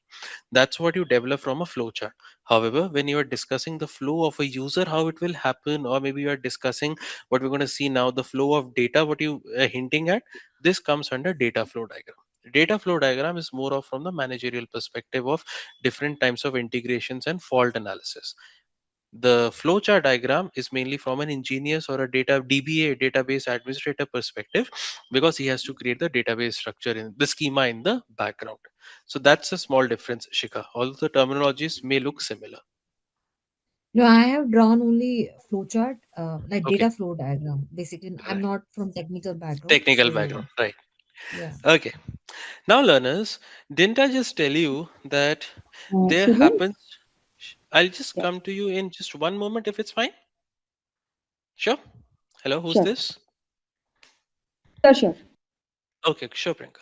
Now, learners, in the use case diagram, we just realized how, as a user, we are interacting with the system and what all players are involved. When we are obviously discussing about these tech products, therefore, we see a lot of data being flown. Over here, credit card information, location information, over here, login credentials. We see a lot of data being flown. Whenever learners' data keeps flowing within the ecosystem, it makes less of a worry. Because it's in our control, we know where the fault lines could lie. However, when we are integrating a payment gateway, in simple words, when we are allowing a user to pay using credit card, we are allowing user to enter their credit card details. That details are then sent to companies like Razorpay, PayPal, PayU, or Paytm, or something or the other. Those require integrations with our website or our app. This is where data flow diagram comes in the picture and lets us know whenever the data is flowing outside our ecosystem. This could be important to know from the data privacy perspective. It could be important to know from the fault detection perspective, where all we are having problems in integration. For example, we made a product perfectly fine, but suddenly Google Pay server has gone for a toss. Google Pay is not working. Therefore, you are able to identify the data flew to Google Pay, but it didn't come back. There was no response for payment confirmation. That means a fault lies over there. So using a data flow diagram, you get to know any data of that user, external flow, internal flow, where exactly it goes. Good. Now, learners, just quick question. Why do you think BlackBerry failed? I mean, it was always a premium product, especially BBM, and it was more of a proud moment to own a BlackBerry. However, things went down, and I believe we don't even see that product in the market today. My question for you is, why do you think this happened? Okay, They did adaptability. not Anupama. they did not went with the evolving needs of the users and Okay. overcoming the lacunas of the existing products. Okay, you mean to say that people had different requirements over a period of time and they couldn't meet those requirements. They forgot or they Exactly. couldn't develop new products to meet those requirements. Thank you, Anupama. Next learner who would like to pitch in? Anyone? Weak app ecosystem. All right, Anudeep. You mean to say that, the ecosystem of applications that Google and Apple have, they couldn't meet that, and at the same time, there was no match. Lack of R&D and D and stopped evolving. Okay. Any other learner would like to pitch in with any other answer? They didn't keep up with the times. You have to go Okay. with what the market wants, what the Great, people great. want.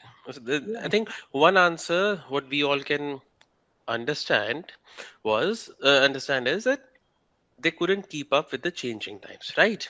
Similar question for you all. On the chat box, you need to start typing now. Do you know of any similar brands, companies that failed? BlackBerry is one. Go ahead and start letting me know. Nokia, good answer. We've got Nokia, and everyone said Nokia. Okay. What else? What else we've got apart from Nokia? Orkut, Motorola, Anudeep, I think it still works. It's still there in the market, but okay. Okay. Faisal, Siemens still exists in medical equipments line. I'm not. Micromax. Okay, good answer, Abbas. Do you know? Okay, any other hint? You want any other answer? Sony Ericsson. Good. What's Iva Ganeshan? Zenith. Okay. Learners, are you aware of Yahoo? Kotak? Kodak. Sorry, Kodak. So similar answers, which had the same fate. Okay.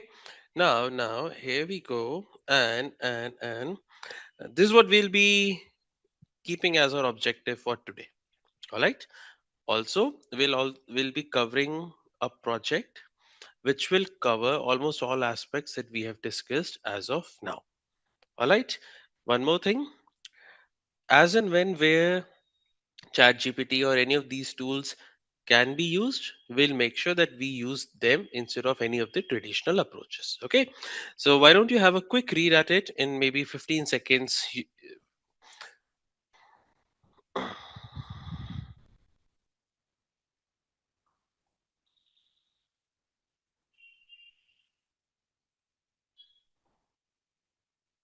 Now, learners, I'll give you 10 more seconds, then I'll ask you quick questions. Okay. Because we'll not be covering simple text that we are seeing. We'll be seeing other instances where it all has happened and maybe how these things can be prevented. Therefore, my question for you comes from point number one.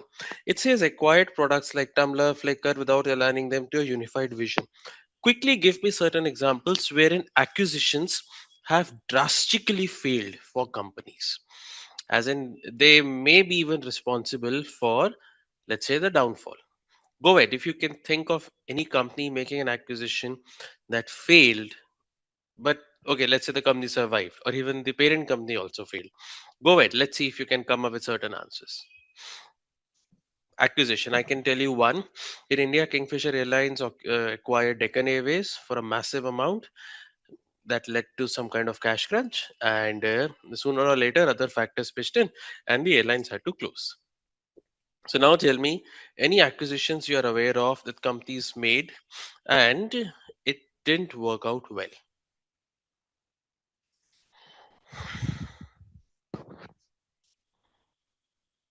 Tata Docomoc. Okay, Ganeshan.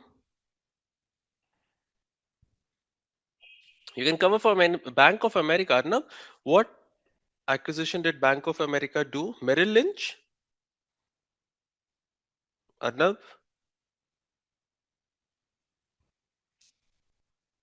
Okay, okay. Next answer. Think of any answer when you think the company was good. They thought that let's acquire, and once we have acquired a substantial chunk of companies, Vodafone Idea. It's still okay. It's Rahul. It's still working. It still exists at least. Although yes, you agreed. I would agree that not in a very good position. But yes, Hutch is closed. Okay, Natasha. Vodafone acquired Hutch and then Hutch got closed. and then they had a joint venture with Idea. Now, learners, have you heard of a company called Byju's? Anyone? Byju's.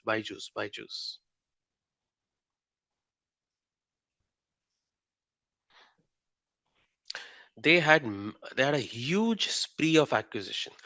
I think one of the major acquisitions was Adrian. It was an edtech company, and at one point of time, it was the most highly valued startup in India. Okay. Now, what happened was that company was doing phenomenally well in terms of user acquisition and the reach that they had gotten. At one time, they were valued somewhere around $20 billion. That's the valuation that they had command of, and they had massive acquisitions for a company like White Hat Junior.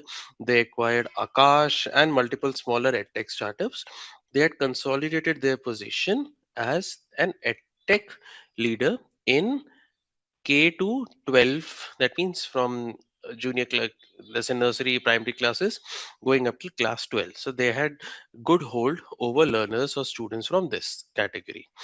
Their acquisitions were driven based on targeting this same customer segment. However, this level of valuation was not sustainable, and yes, it had a downfall, and it's still fighting somewhere in insolvency cases. My question next for you learners is that, is it right for a company to first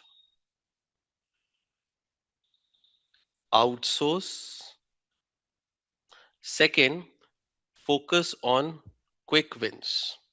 I want your answers on these two questions. That, is it right for the company to outsource certain aspects or certain parts of their business or product?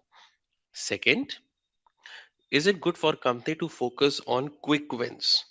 Let's see who would like to take lead on getting this answer done. That's right, Abbas Kingfisher Deccan. Go ahead. Now let's see. Maybe you can speak up now.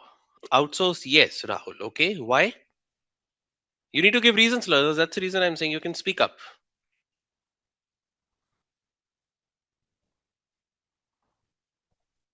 Let's say something I is. think, Yeah, go ahead, Anupama, please. Shreyansh, I think outsourcing, as Rahul said, is pretty much fine for a company. Some tasks, some work which is not that worthy enough, or um, Or you can say, Anupama, what that we is can not say, the core. That's not the core product offering. For yeah, example, let's say which is you are not a a core hospital. product. You are a Yeah, hospital. yeah, You can outsource finance. You can outsource exactly, marketing. exactly, right. So You can't outsourcing is outsource fine. treating patients. Yeah, outsourcing is fine, Hmm. but quick wins or Hmm. quick targets are not that uh, what we say thoughtful. Hmm. Company should also think about long term Long goals term. as well, Okay, makes sense. sustainability as well. Makes sense. Good.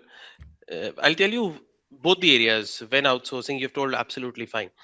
I'll tell you in certain areas where quick wins are no longer an option. They are a mandatory thing that has to be done. I'll tell you how. Let's hear it from Okay. others also. Good answer, Anupama. Next learner who would like to pitch in outsourcing and quick wins for an organization. Yeah, sir. I'd Arnab. like to. Yeah, outsource would be a good option when you can't have all the expertise in one particular Good. field. So when you don't have expertise, so you can hire or outsource few things. For example, if you're a manufacturer, also if you Got it. don't have raw materials, then you can export it. Or you don't have a particular expert team in particular domain, Hmm. then you can Hmm. outsource in that case and to build a good business and to give Got it. a different SKUs Got probably. it. And I think quick wins also would be a 50-50, depends on the Mm. management how you build it. Because Good. in sometimes, if you acquire few of the things, then it would help you, expand your ventures. But sometimes it will backfire. That is also Backfire. history. Good. uh, So, mm. as Arnab said, sometimes you need to do, sometimes it will backfire. Then is one of the major reasons why companies need to step in for quick victories is because they need to keep a thought on this also. Can anyone recognize my horrible handwriting? What is written over here? Stock Can price. stock price. You can't always have long term, long term, long term. Everyone, are you aware about certain words regarding the AI bubble that are going on today in Silicon Valley or in tech world? Something called of an AI bubble. Has anyone heard of it? Go ahead. If anyone has heard of it, tell me so that I can elaborate more on this. Then I'll relate it to the failure of Yahoo or any other companies. Yeah, Okay. AI bubble is So there. learners, now, how this thing is working, for this AI thing to work, obviously you need some kind of processing and data. Okay. Now this processing and data comes from excellent or high processing chips. Can anyone tell a company that makes these chips?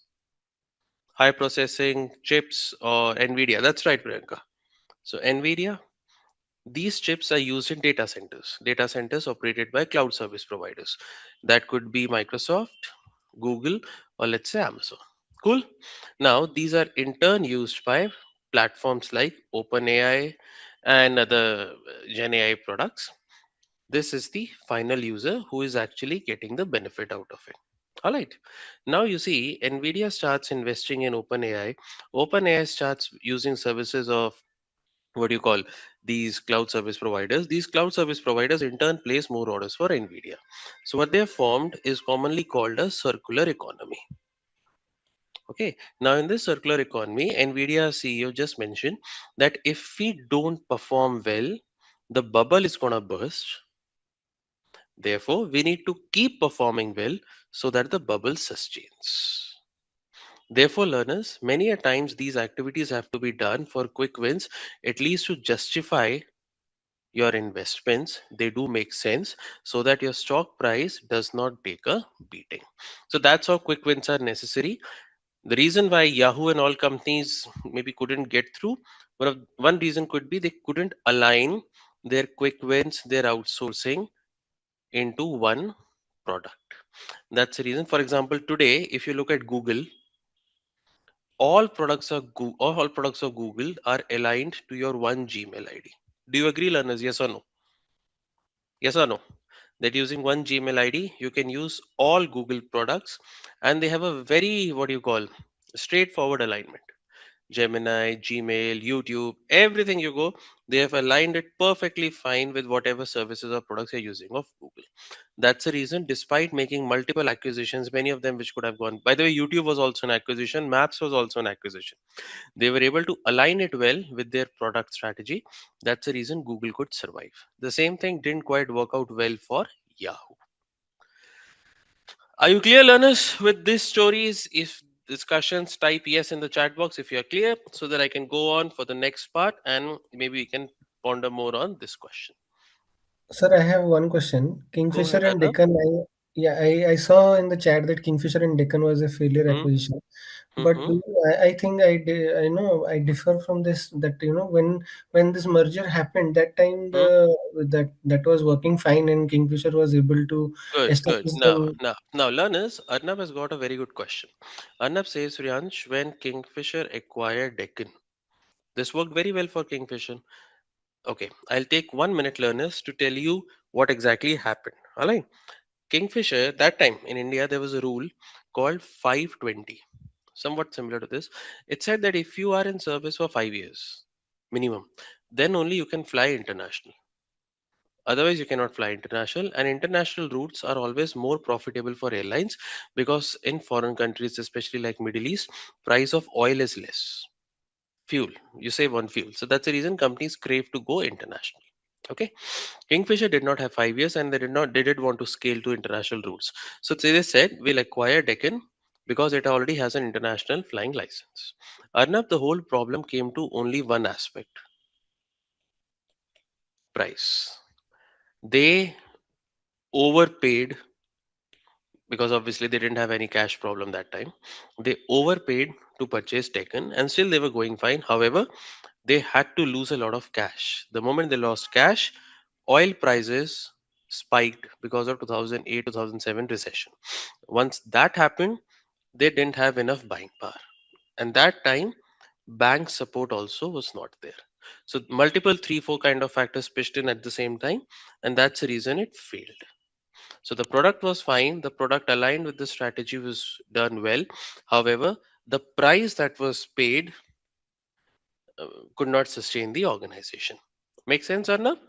Yeah, got it. Thanks. Okay. Now learners have a look at this. It says product thinking means putting user first and focusing why the product is needed, what problem it solves. Okay. Now, have a look at this for 20 seconds, then I'll tell you what do we do next.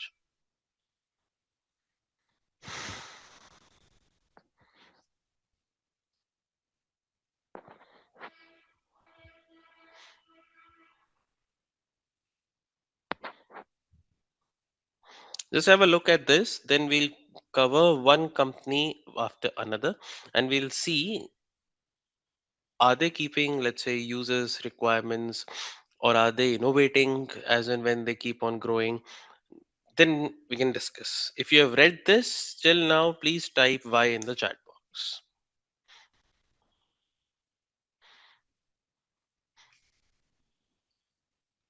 Thanks, Arnab. Thanks, Adrian. Okay. Learners, you don't need to memorize them. There will be a scenario in front of you, and you need to tell me. If you focus on a product like Netflix, okay, learners, if you want to focus on a product like Netflix, you need to tell me this. Quickly tell me. What makes you think that Netflix puts users' requirements and then develops certain kind of features? Go ahead. Can anyone pitch in and give an example on this?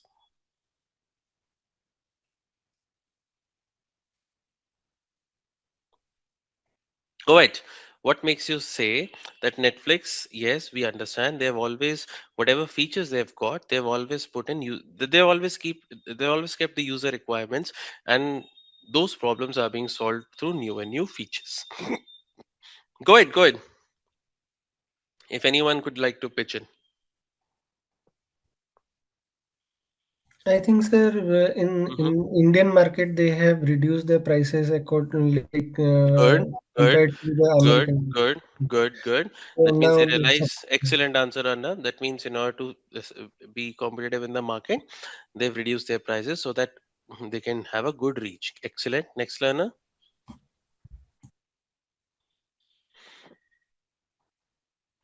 Now, learners, as you have a look at this, wherein they keep the user's focus always in mind, my question for you is,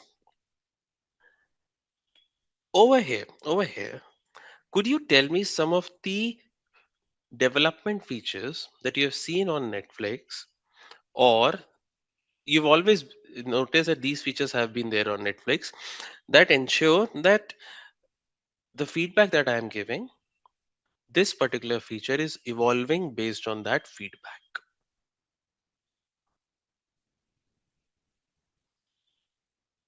Let's say I gave a feedback to Netflix. The feature evolved based on that feedback and made itself better so that it enhances my viewing experience.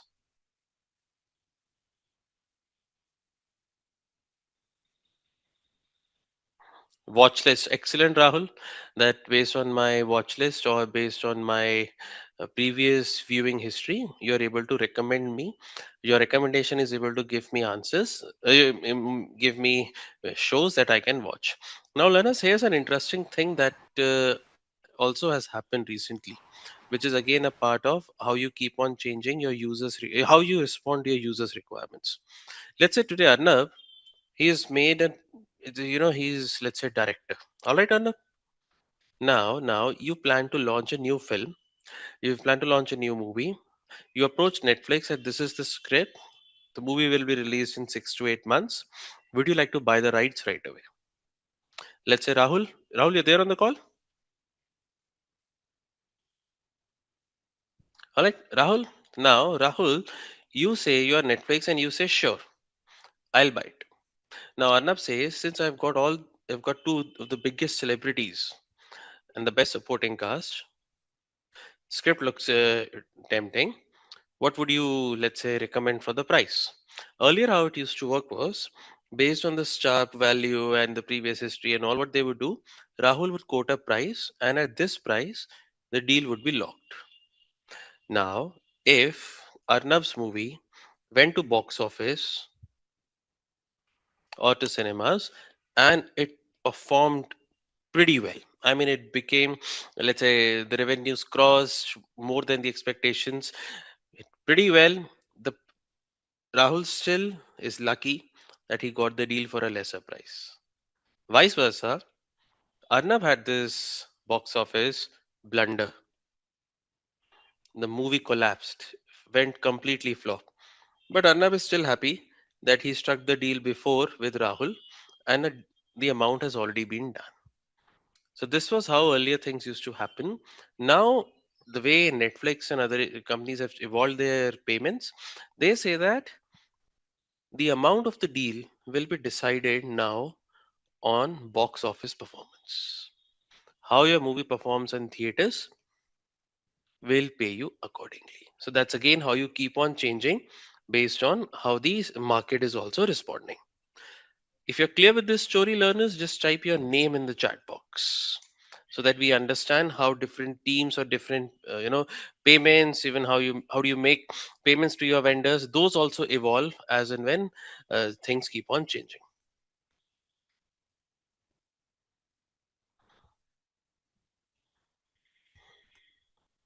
Okay, learners, if I were to give you a situation, first I would like you to read this. Take a minute, read what's there on the screen, then I'll ask you.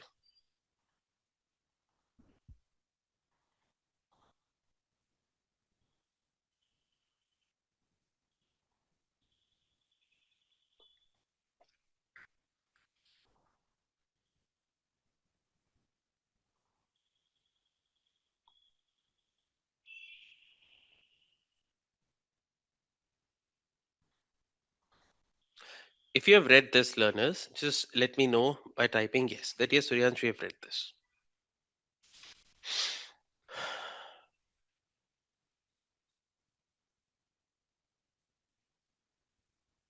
Okay.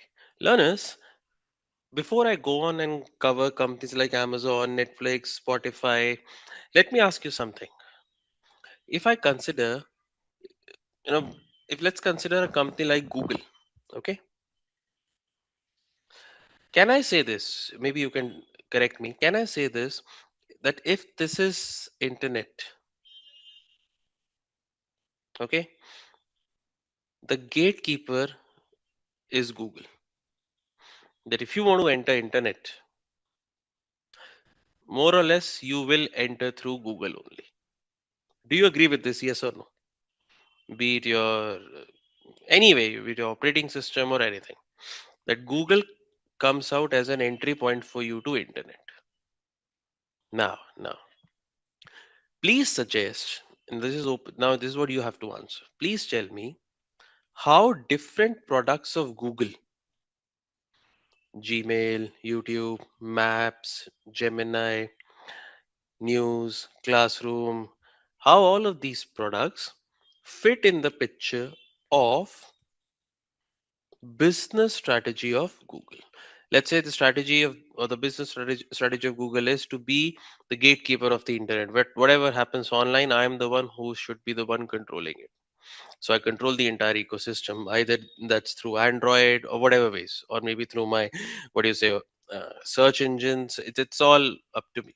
Could you tell me how all of these products align with Google's business strategy? I'll give you one example, maybe then you can carry on.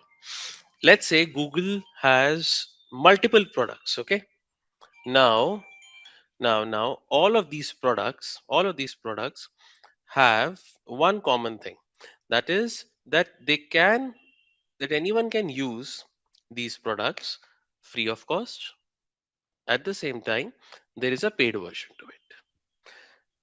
If you don't want to pay, Google definitely would use that data to monetize.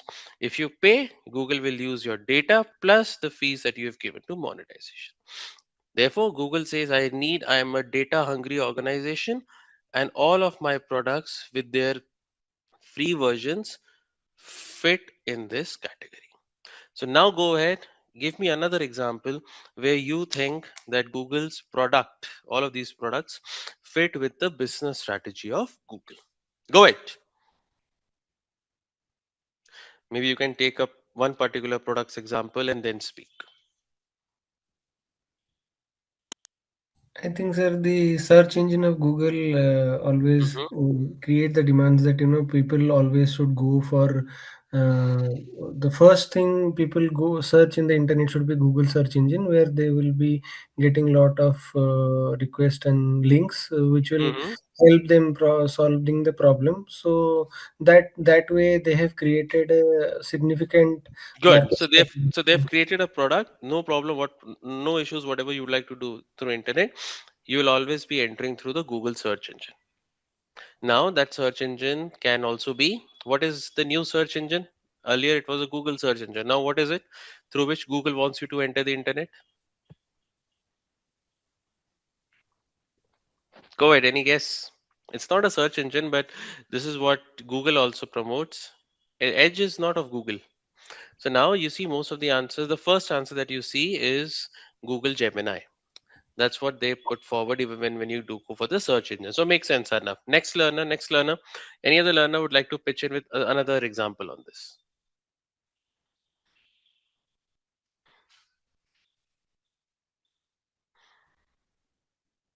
Go ahead. Any other learner has got any other answer? Now, if you talk of this thing called Gemini learners, you see earlier you used to search, get some answers, go through the links, and that's how Google would connect data. Now, Google says through Gemini, you get all your data points at one place. You ask back to back queries, back to back questions. It is helping me gather more and more data. Therefore, Gemini is in turn generating more data for Google, even if we are using it free of cost. Because that data Google in turn uses for Google Ads, making Gemini better, so on and so forth. So, again, Google found a chat kind of an option to make users talk more using Gemini so that they can have more data input. Go ahead and tell me, would you, anyone using Spotify? Anyone who uses Spotify? Go ahead, speak up. Anyone who uses Spotify? I used it a time or two, but not often. Mm-hmm. Okay, so you used Yeah. it. Great. Any other learner use Spotify? Okay. Now, quick question. Quick question. If you, okay, first read it. I'll give you maybe 10, 15 seconds more.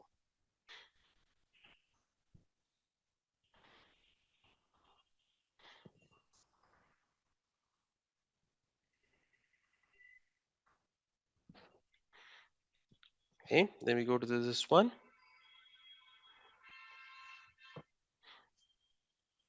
These are some examples, learners, that uh, those companies have been getting better over a period of time, which I think we all are well aware of these brands.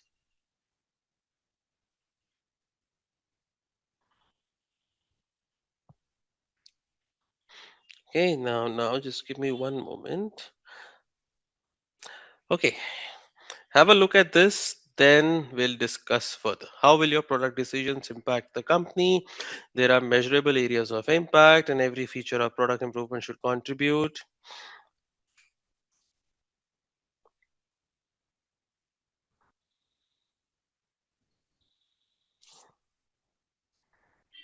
Okay,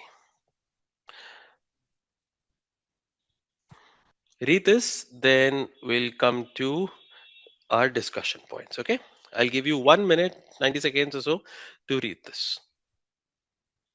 I'll stay on mute by the time you have a quick read. Don't need to memorize it or something, just have a look at it.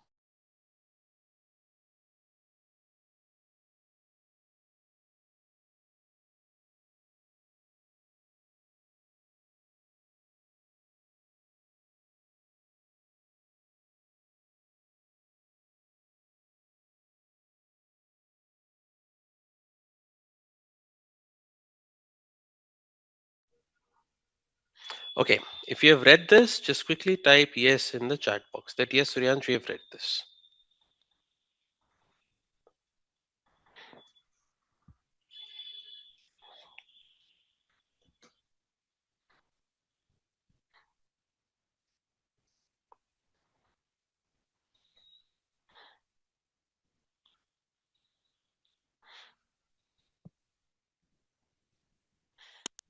Okay.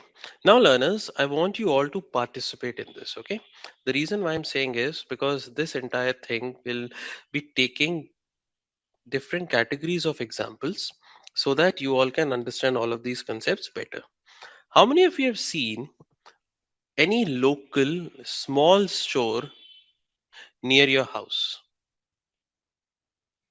Any small store selling flowers, maybe stationery items, maybe the fruits, vegetables, could be anything. Any small store, maybe a milk store, maybe this they repair electronics, whatever they could be. Anyone. I hope everyone has seen a small store near around their house. Okay. My question for you is, let's assume that seeing how easy it's getting to develop your own products, the store owner thinks that I should be developing a product maybe that can help me in some way. And this small store that we are discussing closer to your house, let's say this person sells flowers. Okay, this person sells flowers. It could be for wedding occasions, decorating your car. Maybe you want to give fresh flowers to someone. Could be anything, even for religious purposes. They just sell flowers. Okay. My question for you is, what kind of product do you think this person should develop, seeing the point that he's running on extremely low budget and extremely low tech expertise, and how that product is going to help this person in different areas? So, first tell me what kind of product this person should be making, and then we can discuss how it can help in getting better. Go ahead, let's see who would like to pitch in.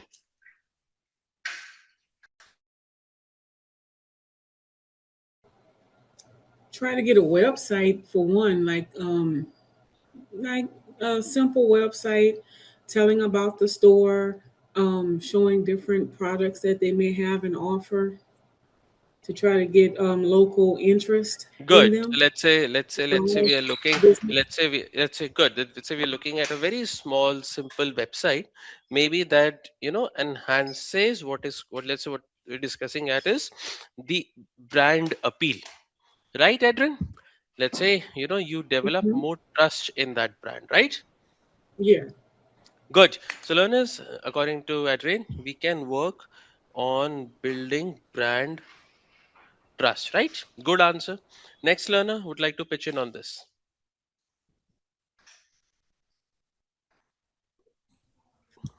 Arnav. Sir, yeah, I think I'm thinking about a store, retail store, where the freshness of the flower will be the biggest impact of the product, Good. and they should have categorized the flowers in different SKUs, like for wedding or for gifting, Good. Good. So the packaging or the more of an e-commerce site, right? yeah. Okay. We're in e-commerce and that too category wise. Good. What else? Can he start off with a pre-ordering system so Excellent that answer. So within e-commerce, let's have a pre-ordering. Right, Priyanka? Now learners, remember this one thing I discussed, and when we started this discussion, I mentioned the word product, right? Do you agree, yes or no? And the discussion how we went across covered product that would reach out to people outside, mainly customers. Okay.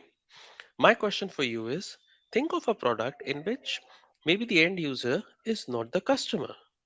Now go ahead and now tell me what products you can think of and how they can still be beneficial. Go ahead. An entity that could create ads, like to put on Advertisements. Good. Facebook. Yeah. So ads creator. That's good. Maybe you can create advertisements. Excellent. What else? can he integrate flower sellers Excellent. So you're offering some kind of an integration service wherein he can cross sell and cross buy. Right? which is B2B? Yes. Good. Excellent. What else?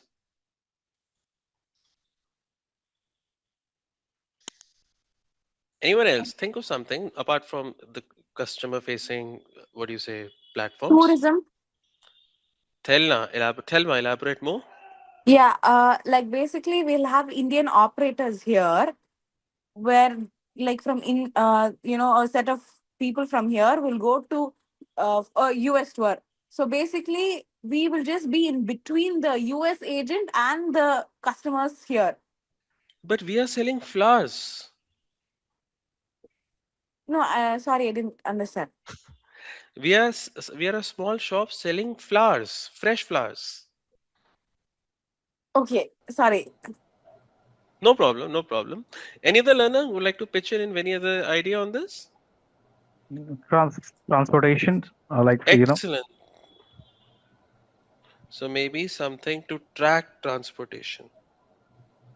Good answers. Now, learners, you realize that all of these products that you helped me name over here have one thing in common, and that one thing is they help the business owner either in driving sales, in efficiency in transport, in expanding the sales catalog, and building brand trust.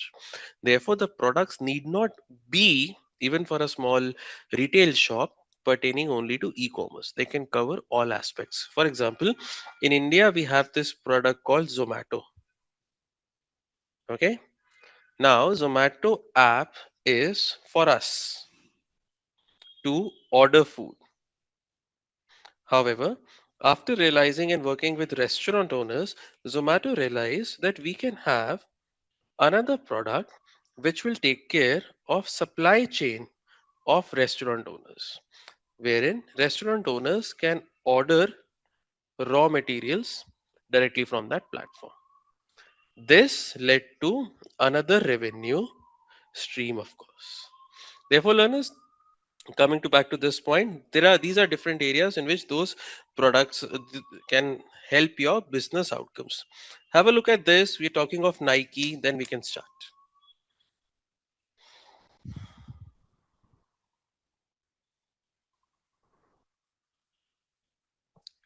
Read this for Nike, then we'll continue.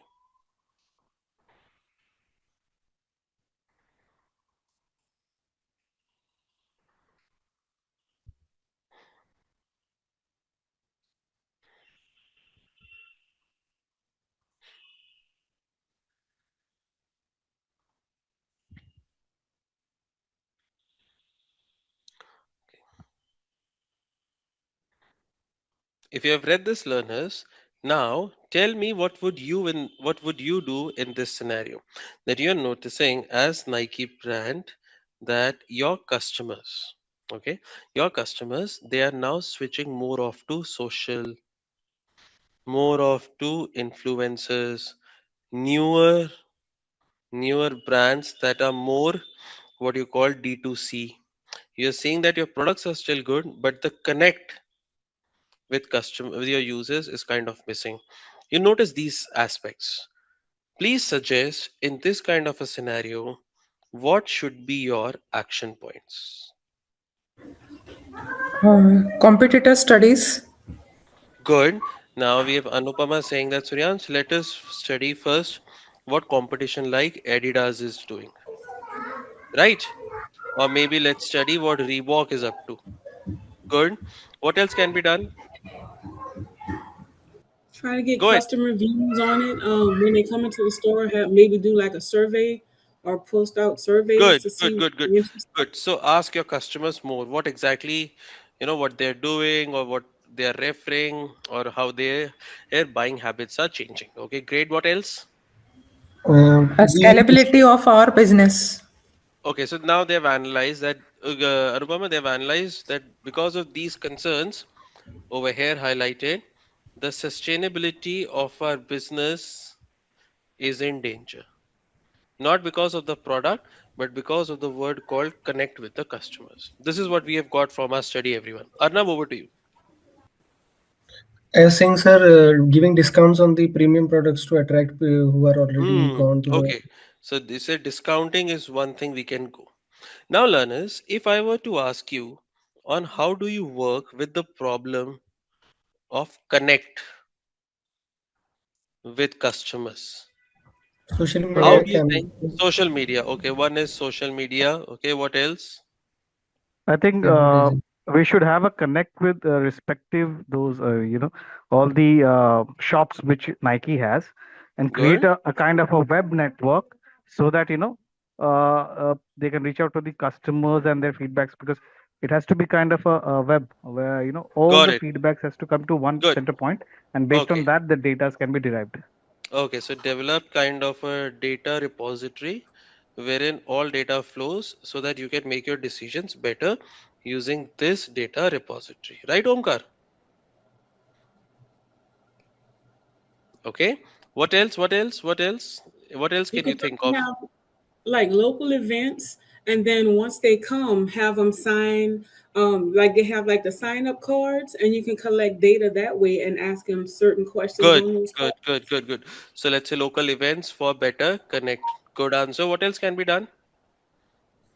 Giving ads to the sportsmen who are premium athletes. Good. Premium athletes for sports. Okay, what else?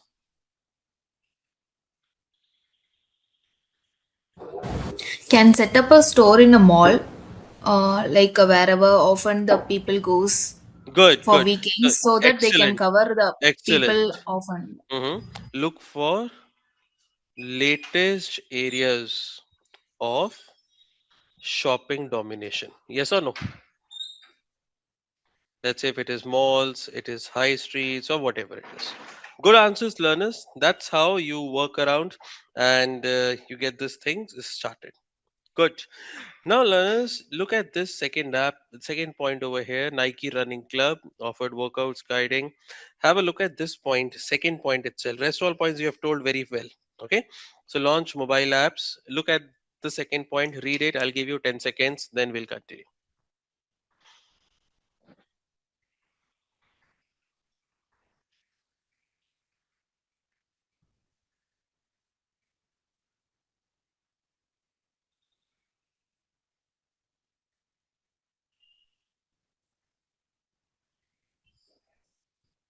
Okay.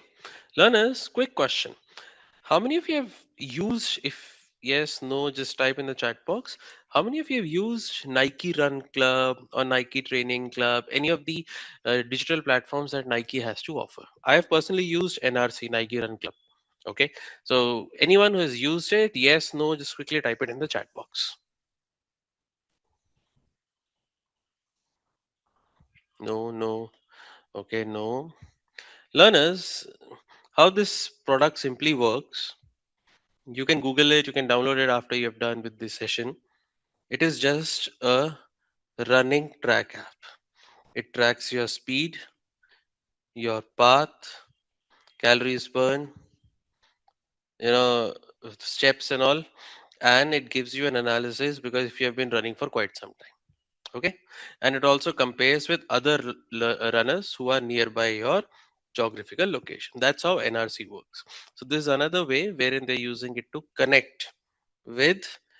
They're not selling anything over here, just they are using it to build a connect with your different users because Nike promotes running. Now, can anyone tell me any other brand or any other product that has developed something similar, not maybe in sports, but they've developed a platform just to enhance connect with the users? They're not charging for it, it is not the primary revenue source, but it is there so that you can have some kind of connect with the customers. Go ahead. Any other learner would like to pitch in with an answer? Apple, good. It's not the primary but the source of revenue, but yes, it does give you a connect. Okay, what else? So Apple can be one. Puma, okay, similar category. Similarly, Adidas also has this. Okay. All right, learners. This is good.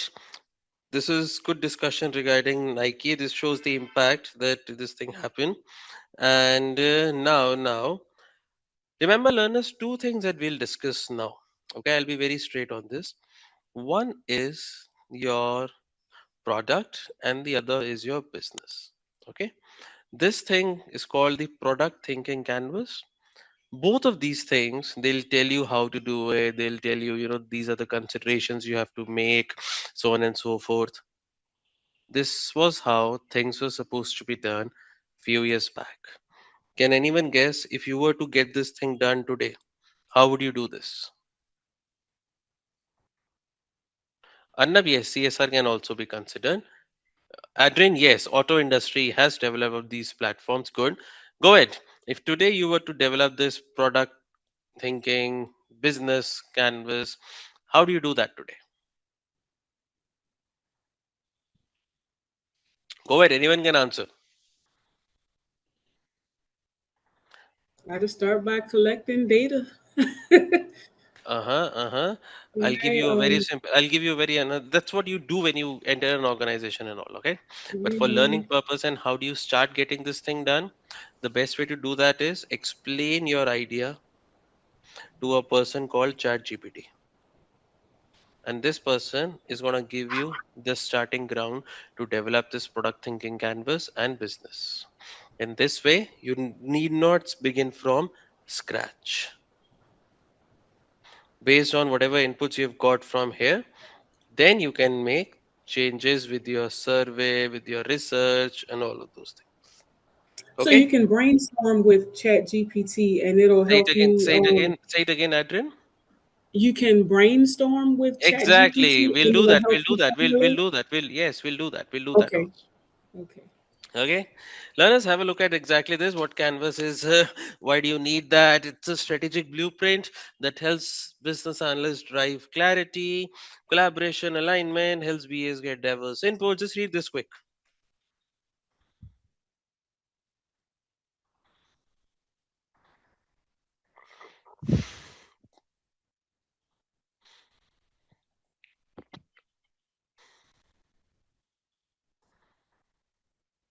I'll give 10 more seconds.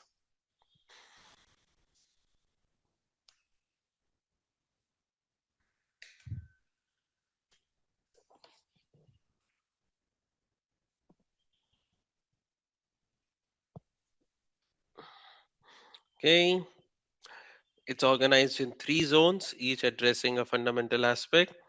Job to be done.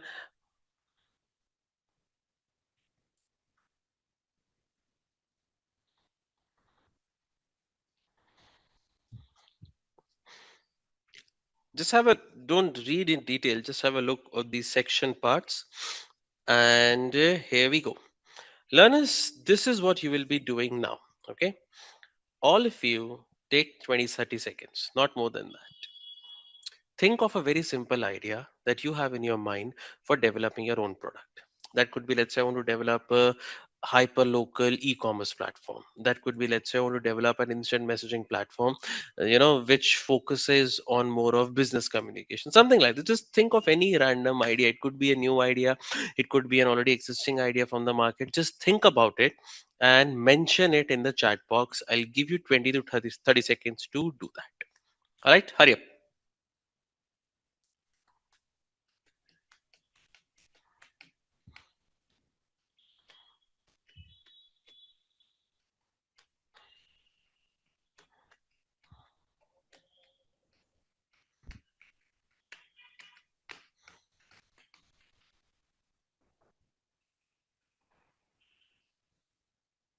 Now, start typing your ideas in the chat box, whatever you have thought of. Start typing in the chat box, whatever you have thought of.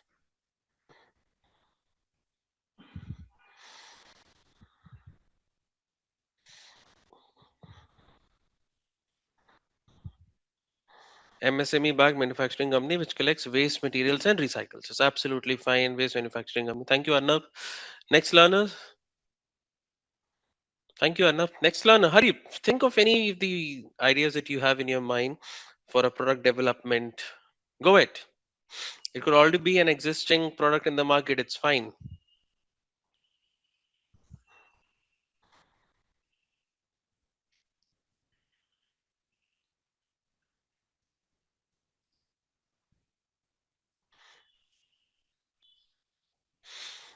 Okay, you say you want to have some collaboration with Arnab to sort. Okay. Heated gear for motorcycle riding. Okay, good idea. Now, learners, I'll give maybe 10 seconds more for everyone to do this.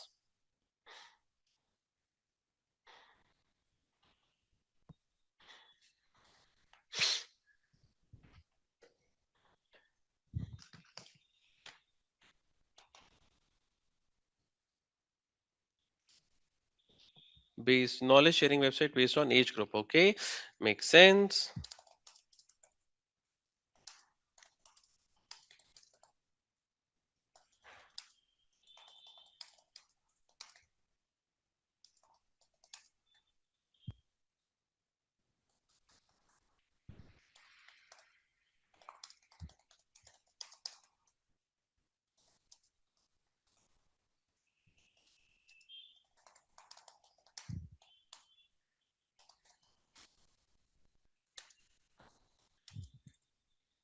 I'm typing something. This is what you have to do.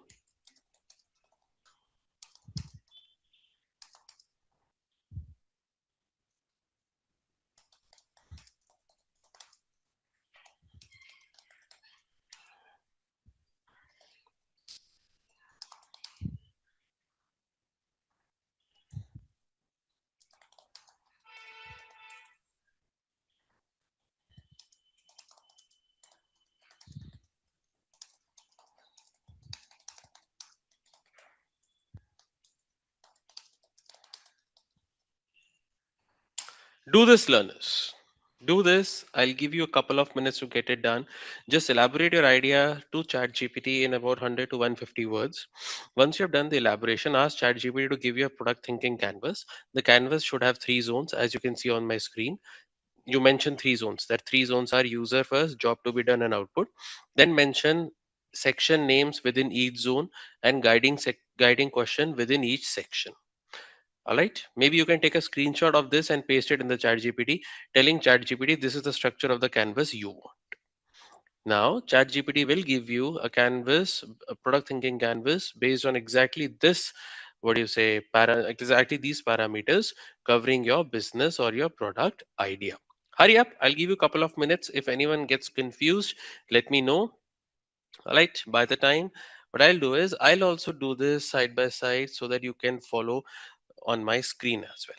Okay.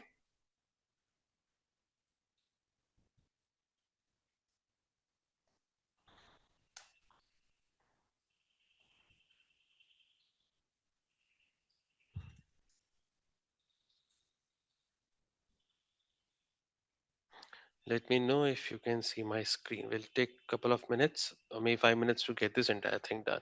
Let's say my idea is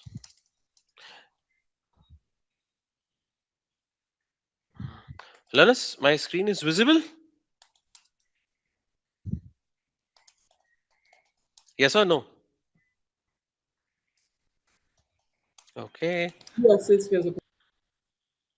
Let's say my idea is to create a hackathon based hiring application. This app will conduct hackathons. Winners of these hackathons will be awarded interview slash confirm job opportunities. Roles of these hackathons will be product manager, developers, program managers, HR, marketing, finance, accounting, covering all of these areas in hackathons. Okay, and target audience is college students, working professionals, anyone looking for a job.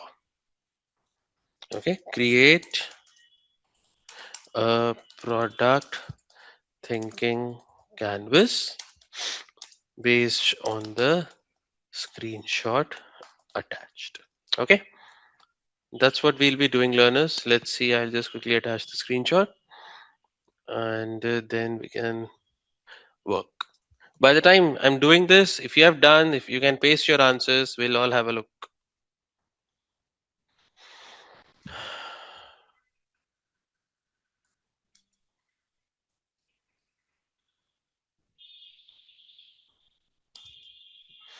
Okay. Let's see what it gives.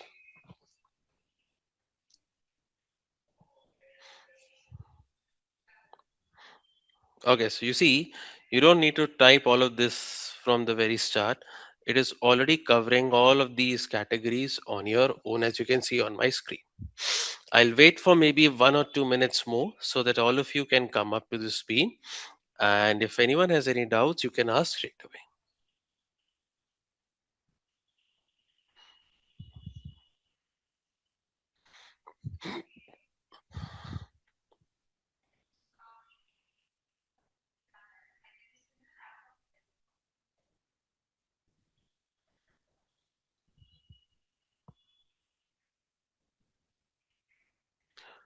Adrian, remember I told you we'll be making something like this using ChatGPT. So this is the first thing that we'll be making using GenAI tools. After this, the next thing that we're going to do is we're going to make, what do you say, a business model canvas. Okay, that's also we're going to use GenAI tools. Hurry up, learners. All those you've done, maybe you can copy your answers and paste it over here so that we all can see what your answers are.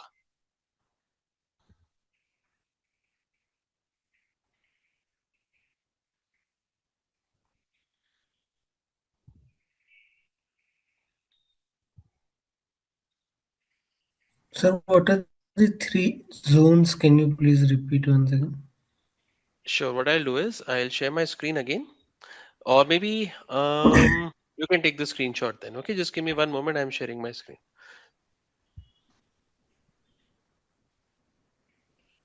Hmm, here you go.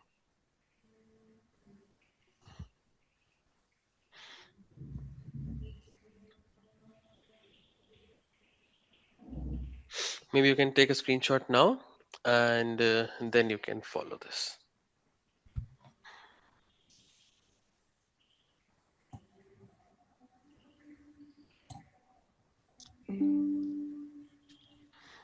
Okay, Anudeep has shared something. Let's see what Anudeep has made.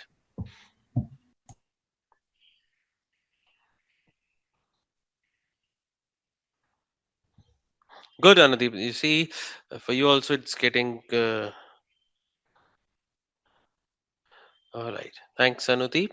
Let's see what answers other learners are able to get.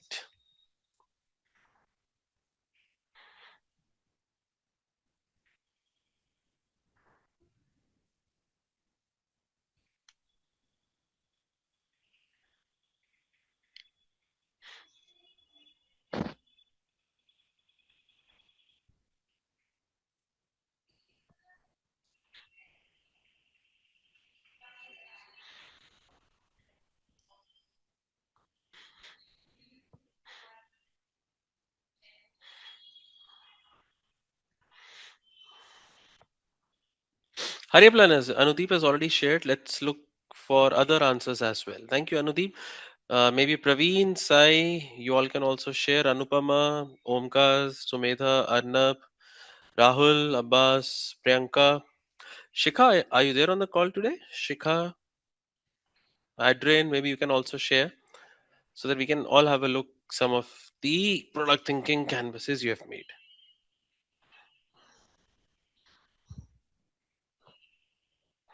Let's give it 1 minute more and then we will go on to the business model canvas.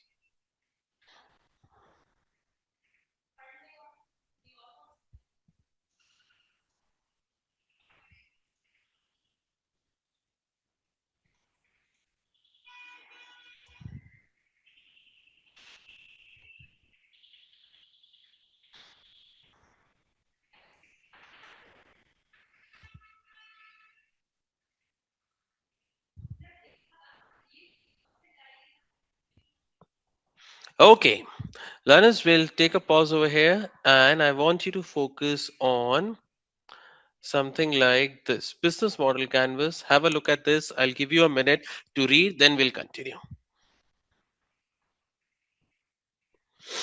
Okay, it's a one page visual framework, all right, that replaces lengthy business plans with a clear, concise model capturing the essence of how a product or business operates. Okay, it is especially useful for product managers, startups, and new ventures. Okay,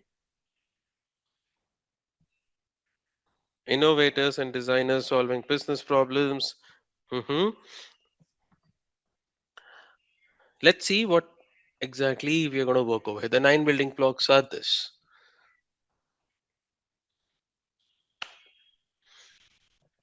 This is an example given for a tech application. They say customer segments, value proposition, channels, customer relationships. The others are revenue streams, key sources, key activities, key partnerships, cost structures. Okay. Now we'll pause over here. By the time I'll manage a way to give you all of these building blocks.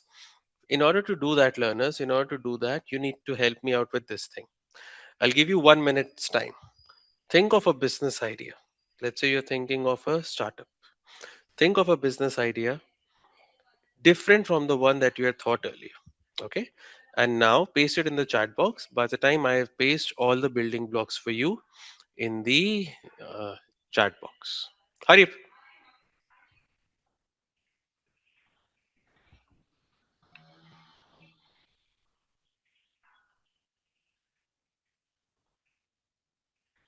Let's see what all business ideas you can come up with.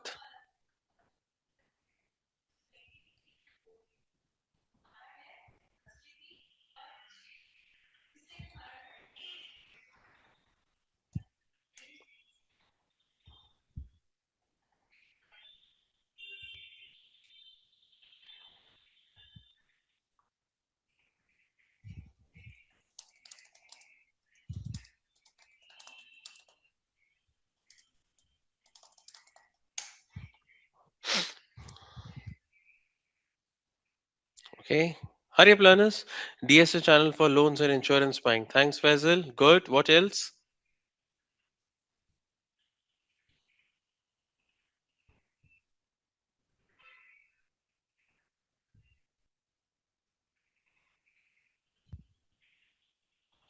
I've given you all your building blocks over here. Okay. So that you can. Okay, Arnab. User first. Okay. Learners, paste the. Tell me more about the. What do you say? The business idea that you have figured it. Because in this way, I can now start giving you the next challenge, which is developing a business model canvas.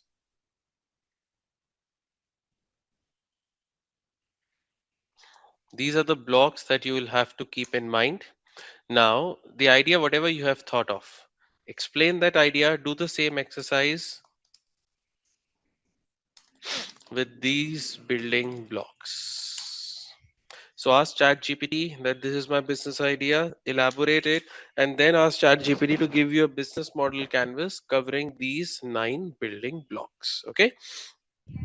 Could you tell me who could be your stakeholders? Go ahead. Go ahead. Tell me who could be your stakeholders. Anyone? Whom do you identify yourself as a stakeholder? A stakeholder, learners, could be anyone and everyone who is associated with your product. Clients. Who clients? So let's say users. Right, Anuba? That's you're hinting at? Users. Okay, good. Who else? Who else? Sponsors. Good. We have got investors. Good. Who else? Drivers. Excellent. Good. What else? Developers. Excellent. So we have developers and platform provider. Okay. Who else? Who else could be your, what do you say, project managers? You could consider team.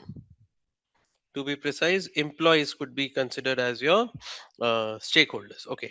Now, learners, tell me one thing very clearly. Okay. You need to answer this. How are you going to do that? Users, they are always in need for discounts. Do you agree? Yes or no? User wants the best price and they want to have the maximum amount of coupons and discounts available. Correct? Yes or no? Over here, you have someone called driver who is always cribbing that other platforms are giving me better margins. Why should I stick to you? I want higher margins. Okay. You have, let's say, I don't know whether Uber is publicly listed or not. Let's say you have stock market. Now, the stock market says enough of passing your time with stating, higher user base and growth. Show me the money. Show me what have you made in terms of financials of profits. Or let's say some revenue what you're working at. Show me your margins, percentage margins that you are able to achieve. You have got an investor, earlier investor, who says that I want high growth so that I can have the best exit. My question for you is stock market and this investor, they have conflicting demands. Users and drivers have conflicting demands. Developers and team, they say that we are kind of firefighting. A competitor does something because they're new entering the system, they know the problem. We have to quickly answer this problem through our development efforts. All the plans that we have of our launching, many a times they are put on hold or they are put on back burner. The clarity is missing. My question is, learners, how do you do something known as aligning all of these stakeholders together? Go ahead, tell me. What do you think you can do wherein you have to align your all stakeholders? Because that's what you will be doing as a business analyst. You would be simply balancing between clients and your tech team. So stakeholder management will be your bread and butter. Go ahead. How do you manage these conflicting requirements, conflicting deliverables, and of course, how do you keep the what do you say machine running? Anyone can answer now. Let's see what answers you can come up. Go ahead, learners. By bringing the subject matter experts regarding the finances. Good. See, you think of something else, you think of something else, right? Let the expert talk, right? Let the expert talk. An expert, what he or she says, will follow that. Now, is it fine? Good answer, Anupama. Next learner. Constant, well, I was gonna say constant communication with meetings. Good. Always have like weekly meetings or something Excellent. Excellent. So connect. to stay on track. Yeah. Yes, connect always and never resolve conflicts on emails. Good, Adrian. Next learner. Any other suggestions you've got? Focus groups, basically Focus focus group. groups. That's good. Yeah, That's good. because they have the Get more. Yes. experts where Yes. That's right, Omkar. Next learner.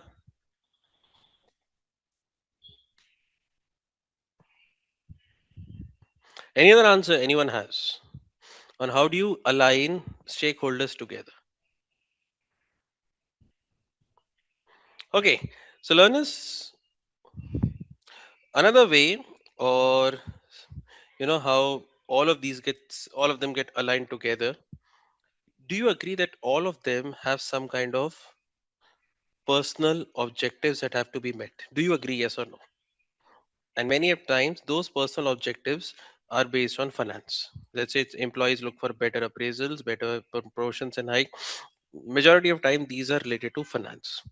Therefore, learners, if you can continuously show as a business analyst that your machine is running well and fine and it is able to manage, able to feed everyone, and you people are now planning to grow, that's when that's when you have a better alignment of your stakeholders. Otherwise, if let's say the individual needs of your stock price, let's say shareholders, is not being met, then in your analyst meetings you will always be grilled that you're doing business, everything you're saying is hunky dory, but why is your stock price not showing anything? Therefore, some kind of a balancing which ensures that all of these scenarios, all of these areas are balanced in such a way that bare minimum everyone is kept happy. Now what they have to do next is they have to think of growth, so they can be more of comfortable position rather than firefighting for survival. Do you agree with this, learners? Yes or no? If yes, quickly type yes in the chat box.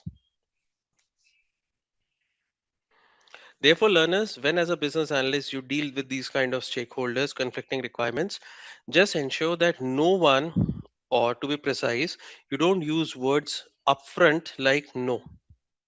Not gonna happen.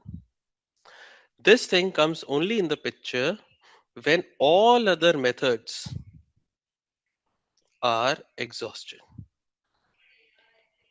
Okay, so that's how you work around with your stakeholder alignment. That was supposed to be the next topic. That, let's say, if your stakeholders are aligned, then you can work in peace. Okay, now you identify stakeholders, and this is one way in which you are able to work around and identify how do you satisfy each and every requirement of any stakeholder. All right, who does what in project or initiative? Let's say, who is the one responsible for this? I'll tell you something. Let's say it's a new feature launch. Maybe the decision maker is the product manager or the business analyst. The person who is working is the tech lead. The person who is being consulted on how to go about it, get to be done, is maybe the partner. And client over here is being informed about the timelines and the features that are being developed. Therefore, client is someone who is kept up to date. Expert is, or partner is being considered. This is what we are doing. The product manager or the business analyst, you guys have made the decision, and the tech lead or developer is there to answer the call. All right. Okay. Now, learners, let's have a situation wherein we would be looking at the word called design. But before that, if you are clear with the stakeholder alignment, please type yes in the chat box. If you're clear with the stakeholder alignment, that yes, Suryansh, some of the ways that you discussed or the stakeholders that we talked about, yes, it works. By the time people are typing yes, no, or something, have a look at read of what is this? What is a design challenge?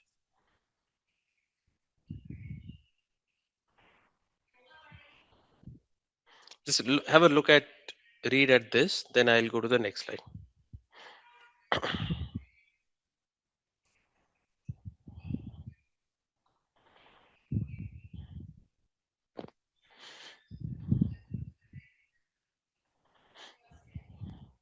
Now, everyone, take out your phones and open LinkedIn.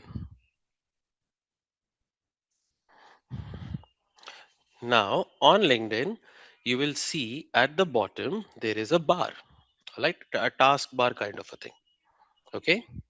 Now, when you see this taskbar, could you tell me some of the options? There are, I think, 5 options there on the taskbar. Could you tell me what are those that you see?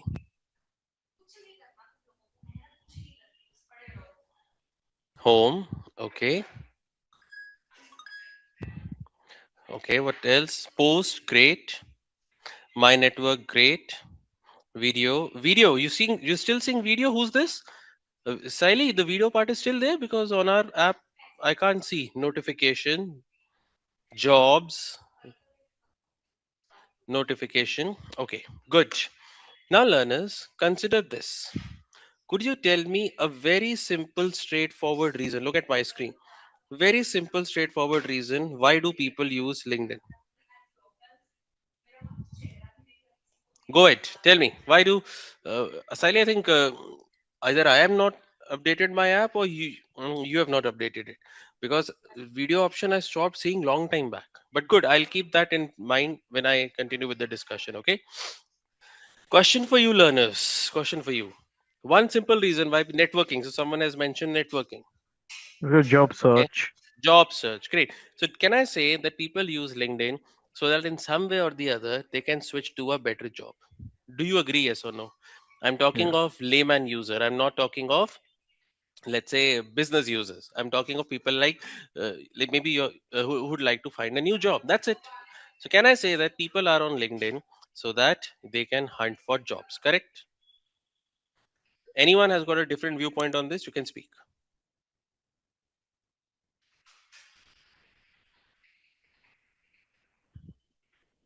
I would say like base means the main important point is the job search based because to get Hmm. a job you need to have a good networking, Okay. with Okay. So all you the mean to say peoples. through networking, the role is to get job, sir.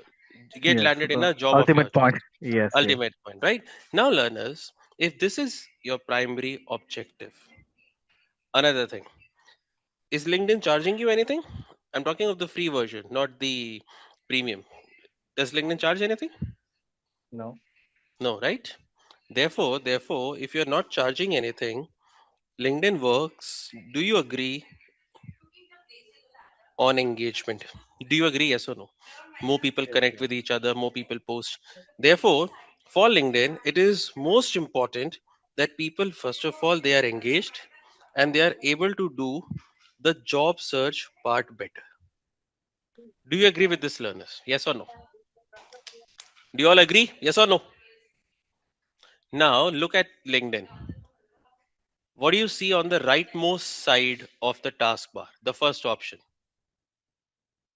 The first option on the bottom right corner on LinkedIn. What do you see? Jobs. So now you see the product has been designed in such a way that your thumb will automatically reach for jobs first. Next. Look carefully. Do you see an option to send message on LinkedIn? Do you see the message option? Yes or no? On the top right corner. Yes or no? Correct? Now hold your phone and try to reach to that message. You need to pull the phone down and then go up and click on message. Yes or no? Is that how you do that? Yes or no, learners? It is less accessible as compared to jobs. Now look at the post option. Is it better in access as compared to message, learners? Yes or no? The post option on LinkedIn app. Is it easier to click on post as compared to clicking on the message icon? Tell me, yes or no? Right? Therefore, learners, the product has been designed in such a way that you post more, you hunt for jobs more, you look at your notifications more, and you look at the network more. This is how LinkedIn makes money, and that's how they have given access to these features on your thumb. Other features like looking at your profile, looking at messages, they are saying you don't need to access them as primary features of LinkedIn. So you search for jobs, you look at notifications, you look at your network, you look at posting something. That's how, learners, the product has been designed. If you are clear with this design concept, quickly type your name in the chat box. Then let's talk something related to videos. Hurry, learners, just type your name in the chat box if you're okay with the design part that we just discussed. Learners, remember sometime back, LinkedIn had started focusing more on the videos. Do you remember? Yes or no? Wherein LinkedIn was filled with videos. It was becoming the next Instagram. Back to back videos. Do you remember? Sometime back it happened. They thought Facebook transitioned very well from being post to reels or whatever videos, started competing with YouTube. Same thing happened to Instagram, wherein what do you say, reels or what do you say, stories, these kind of things became more prominent. So LinkedIn thought, let me also go ahead and work around with something called videos. In order to promote that we're giving more importance to videos. They put the videos icon where one of our learners mentioned, Siley mentioned that they put the videos option on the taskbar because they wanted people to watch more videos or they wanted people to post more videos. That's the reason, that's how, learners, your design keeps on changing as and when your business objectives want to change. Clear, learners? Yes or no? Yeah. If you're clear, yeah, Yeah. go ahead, Omkar. Suryan. Yeah. Suryan. So to say that, to summarize it, we want to say like so the design is basically based on business value and the customer value. It Design, has to. absolutely. And design will keep on changing as and when your business objective keeps on changing. So your business objective is to focus more on videos to generate more data and more engagement time. You remove the post option, you put the videos option, or you remove the my network option, you post the videos option. You feel this is not worked out, this is backfired, and instead of gaining, you're losing out on engagement. Remove it, bring back the first version back. Now, sometime later, you may realize that LinkedIn wants to promote the premium more. Let's say right now it does not do, but maybe LinkedIn can start giving you pop-ups that would you like to switch to premium? We are offering 50% discount because they would like to promote the premium feature more. Make sense? What is it, Omkar? Yes or no? Yes, yes, yes. Thank Okay. you so much. All right, here we go. Learners, have a look at this. What is this? What is a to be experience map? Now, this is something I want you to read and explain me. That's Suryansh. I think this is what it means.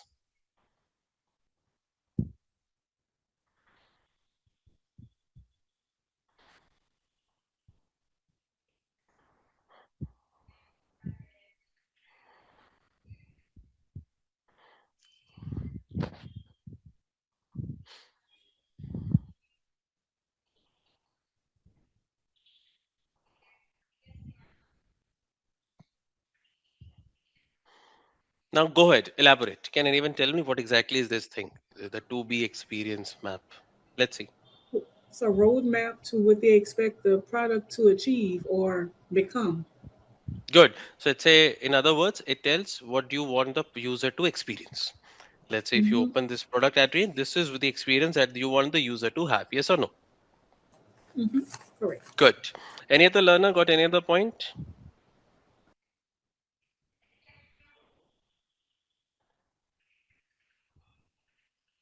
Any other learner would like to pitch in with any other point?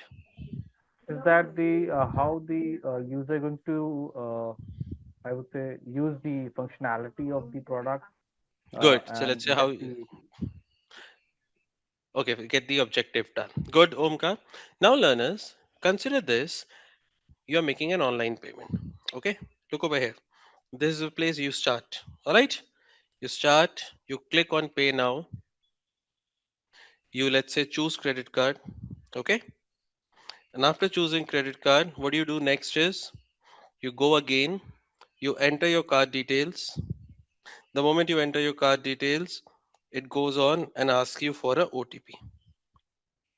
All right, and once you have entered the OTP, your transaction is approved if it is correct. Do you agree, learners? That's how usually an online transaction scenario works. Yes or no? Yes or no, learners? Look at this. They have given you one, two, three, four, five before payment is done. Five steps. And if the user is not very sure about making or going ahead with this, you're giving user five options to back off. Do you agree, learners? Yes or no? Yes or no? You agree with this concept? Now, someone intelligent thought, okay, choose payment credit card and let's say, pay now, choose credit card, enter card details, OTP, confirm. Correct? Let us have auto read OTP, wherein the user need not enter it. The user can see the OTP being typed on its own. Maybe we can fetch it from text message. In this way, from 5, we have gone to 4 steps. Do you all agree that this is how today online transactions are done? Yes or no? Just type yes or no. Someone more intelligent thought, let's go one step further and let us remove enter card details. What we'll do is we will save card details and through tokenization or something, user will not even have to enter CVV. Without entering CVV, this thing can be done. Now, this step is over. This step was already over because it was auto reading. Now we are down to 3 steps. Then someone called Jeff Bezos came. He said, Pay now. Say, Alexa, pay using Amazon Pay. We have 0 steps. Therefore, learners, at every point of time, that's how you map the experience of what your feature is going to give to the user, and overall, what benefit are we delivering not only to the user but to us also. If you're clear with this story about the experience map, how it should, how different features can make changes in the experience, type Y in the chat box.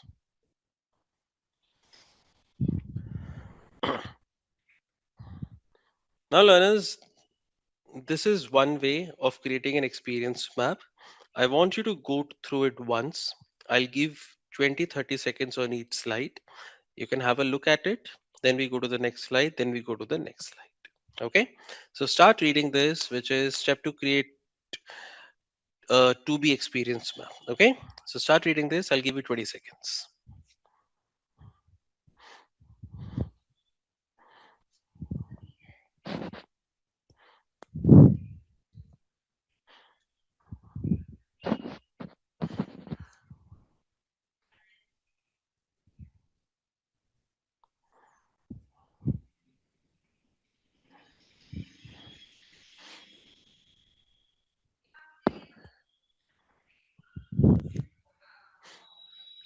Okay. We go to the next one. Set design goals, outline ideal journey stages.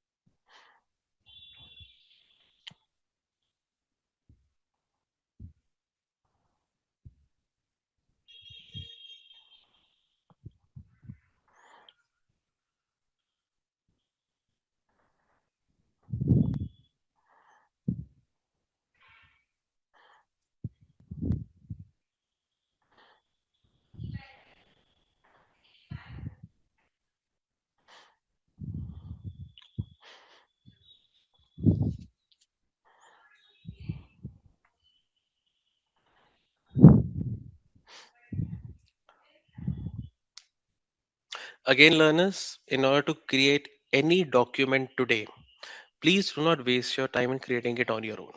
Just give the headers that you want, the idea that you've got to these Gen AI tools. They're going to create it for you. If you want to have it a visualization form, many a times they give you visualization form as well. All right. So all you need to know is some of the headers. Why are these things in existence? Where are they used? So that all the monotonous and the mechanical work of typing and creating these things can easily be done by Gen AI. Okay. That's the reason I'm not making you type every word from scratch. All right, the last point. Then we go to some further topics.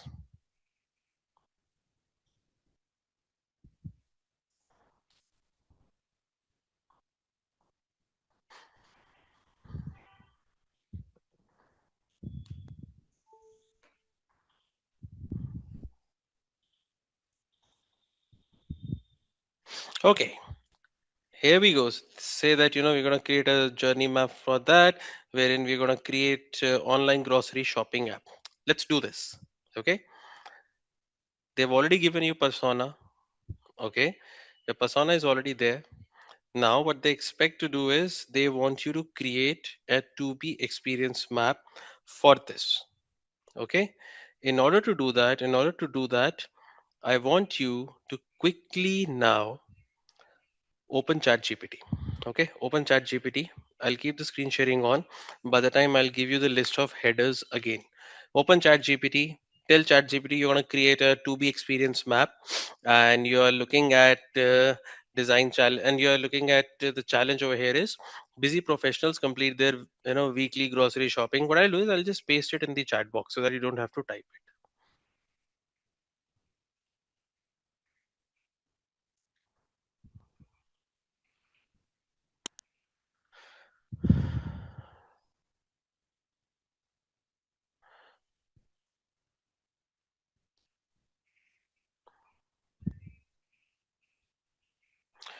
Just give me one moment.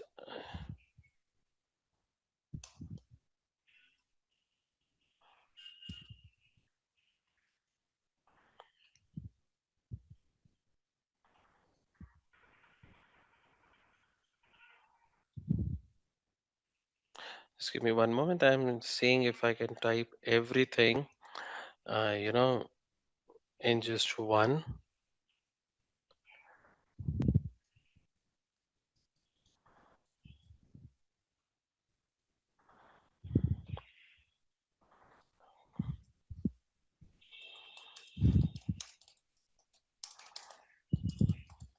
Okay, you'll have the text now. And just give me 30 seconds. I am sending you the text.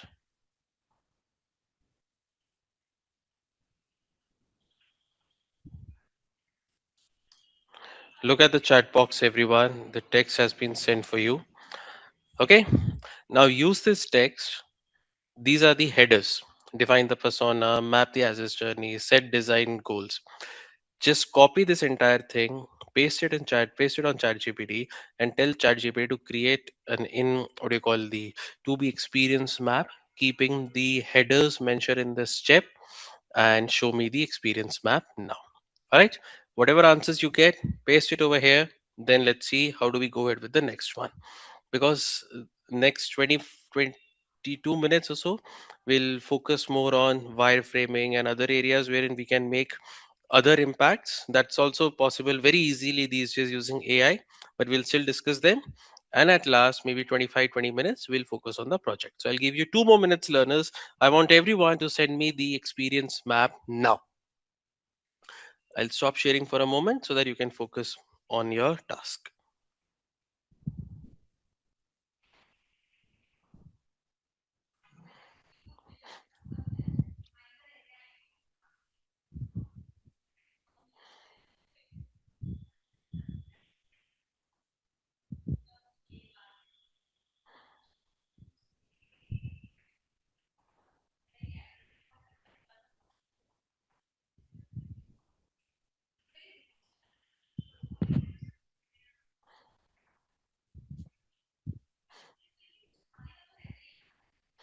All right, you can start sending your answers now, maybe in a minute.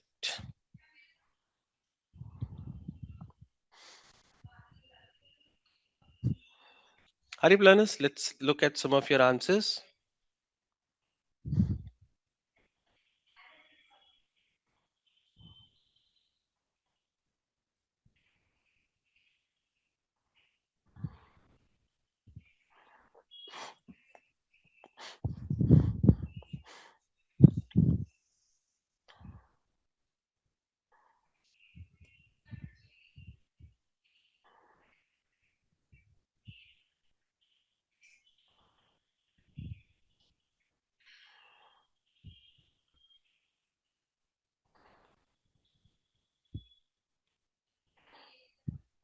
Okay, any answers anyone has got? Any answers anyone has? Maybe you were able to do some kind of a work and you were able to get it done. Now, learners, stop doing whatever you're doing and answer a very small question. And that question is, today, if you have an idea of a product, please tell how would you explain, share your idea to a possible investor, maybe to a possible client, user, maybe bank, maybe let's say possible in future employees, or maybe you'd like to share it with your friends and family. Go ahead. What are the different ways you can share this idea? Go ahead. Let's hear it from you all. How do you share this idea of yours with anyone you would like to get involved in this system? Tell me. You have a product idea. Let's say you have an idea of an instant messaging platform. How do you explain this idea? One way, of course, very common is make a PPT out of it, right? So now tell me, thanks, Deepika, what are the other ways you can do that? Go ahead.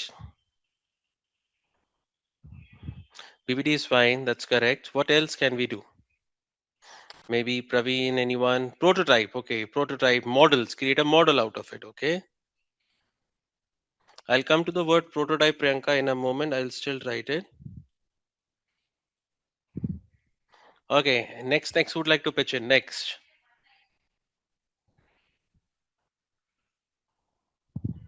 Anyone? Any other idea anyone has got? Thank you, Arnav. I can see some of you participating well. Okay. Now, learners, you can also create a video of yours explaining. Correct. Learners, all of these ideas work very well. However, let's say if you want someone, instead of listening or reading about your idea, someone can actually play around with it.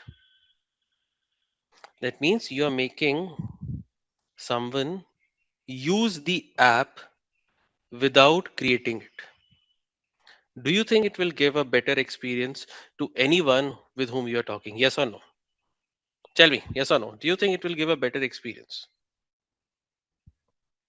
That's Sriransh, if you can make an app, if give an app experience without actually wasting time and efforts.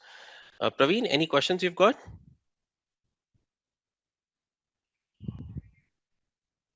Okay. In this scenario, learners, we have something called a wireframe. Now, what wireframe is, you can create it using pen and paper, you can create it using PPT, you can create it using Balsamic, you can create it using Figma. There are multiple tools available in the market. Now, what wireframe does, let's say you're thinking of an instant messaging platform application. Okay. Now, what you'll do is, you will not focus more on the design, how beautiful it should be, any coding or anything. You just explain the functionality, that this is my instant messaging platform. Over here you have an option of chatting. Over here you have an option of calling. Okay. Now you can click on chat. It will lead you to the same within the same PDF to a new page wherein you can show how the chat would look like. Click on call. It will take you how the call would look like. In this way, I can click, and then see, okay, if I click on chat, this page opens, and within chat, he or she has introduced a new way of chatting that is only through GIFs. Okay, I get it. In calling, he or she has introduced a feature in which, let's say, I can schedule and record a call even in free version. So, learners, wireframes are made to explain only the functionality of how a product would work. They can easily be made using a product called Balsamic. It is 99% similar to PowerPoint, and you can save Balsamic output as PDFs. You can share it with anyone, and they can click, and use it like a real application. That is one way. There are multiple other ways of doing that, which I'll show you now. But most common way of doing it is most common way of doing it is wireframes. Figma is another tool that is used for wireframing, most common. Balsamic is also another. Okay. These are other ways you can do that, learners. One is called the user flow diagram. One is called business process. Wireframes, of course, we have studied. We've got entity relationship diagrams. Learners, ER diagram is something you don't need to worry much about because these are created before the developers or the database administrator creates the database. Okay, so this is something which is taken care by the tech lead or so on and so forth. Flowchart, again, it comes as a useful thing, but flowcharts are mainly used to manage projects. Same thing goes with swim lane diagrams. As a business analyst, your focus more would be on wireframing or max to max user flow diagram. If you're clear with the wireframing concept and how it comes in handy, quickly type yes in the chat box so that we can go to the last discussion topic, which is POC and prototyping. Look at this. I'll give you 30 seconds to read. Maybe 15-20 seconds would suffice. Read this. Testing ideas through POC and prototyping.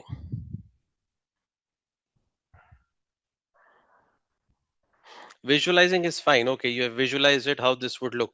But I need to first test it in the market. No, whether this is worth investing my money and effort. So how do I do that? So there are two ways of doing that, learners. One is proof of concept and one is prototyping. We'll touch one by one now. Look at this proof of concept.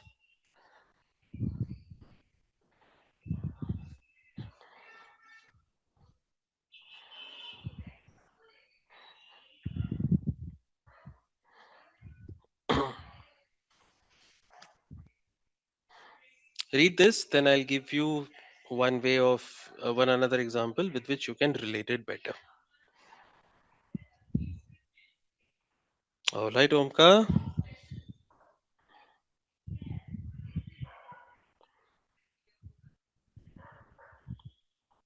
Okay, now learners, does anyone present in this call know about story of Alexa? The speaker. How did this happen? There were a couple of engineers in Amazon. They thought something on a conversational basis can be made with Alexa, and in similar way, they said let's conduct and see if it can work. What Amazon said, okay, you go ahead and you start creating it on your own. No customers, no clients, nothing involved. We'll see what all resources we can give you. So they started working on it. In order to make it more conversational, some of the steps that they did was they would hire multiple rooms and let people have conversation in those rooms so that Alexa can recognize, realize what conversations he or she, like Alexa has to respond. Therefore, it becomes more conversational. They tried this.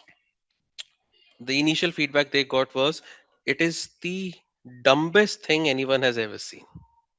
Okay. But as and when time passed, they kept on improving and made it better.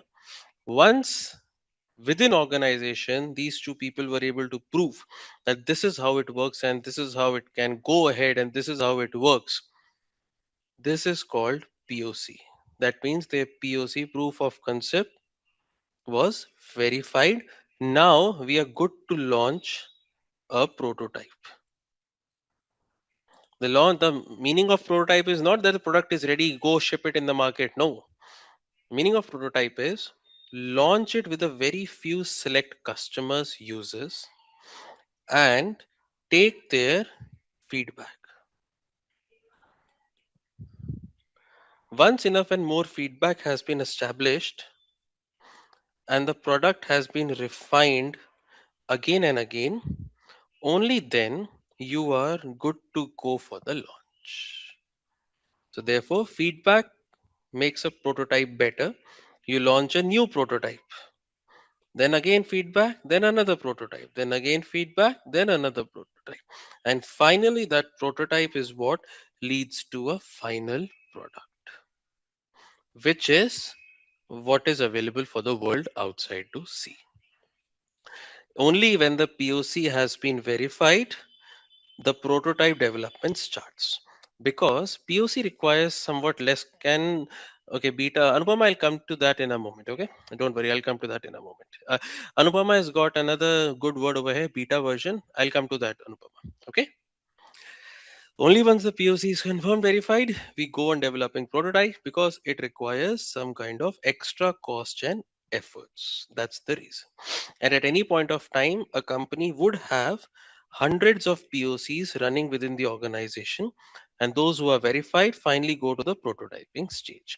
Anyone in the call has heard of what Anupama has just mentioned in the chat box. Anupama has mentioned a word called beta version. So anyone who has heard of this thing called beta version, let me know now. Anupama, okay, Anupama, you would have Anupama, okay, this is a separate Anupama. She has heard, okay. Priyanka, great.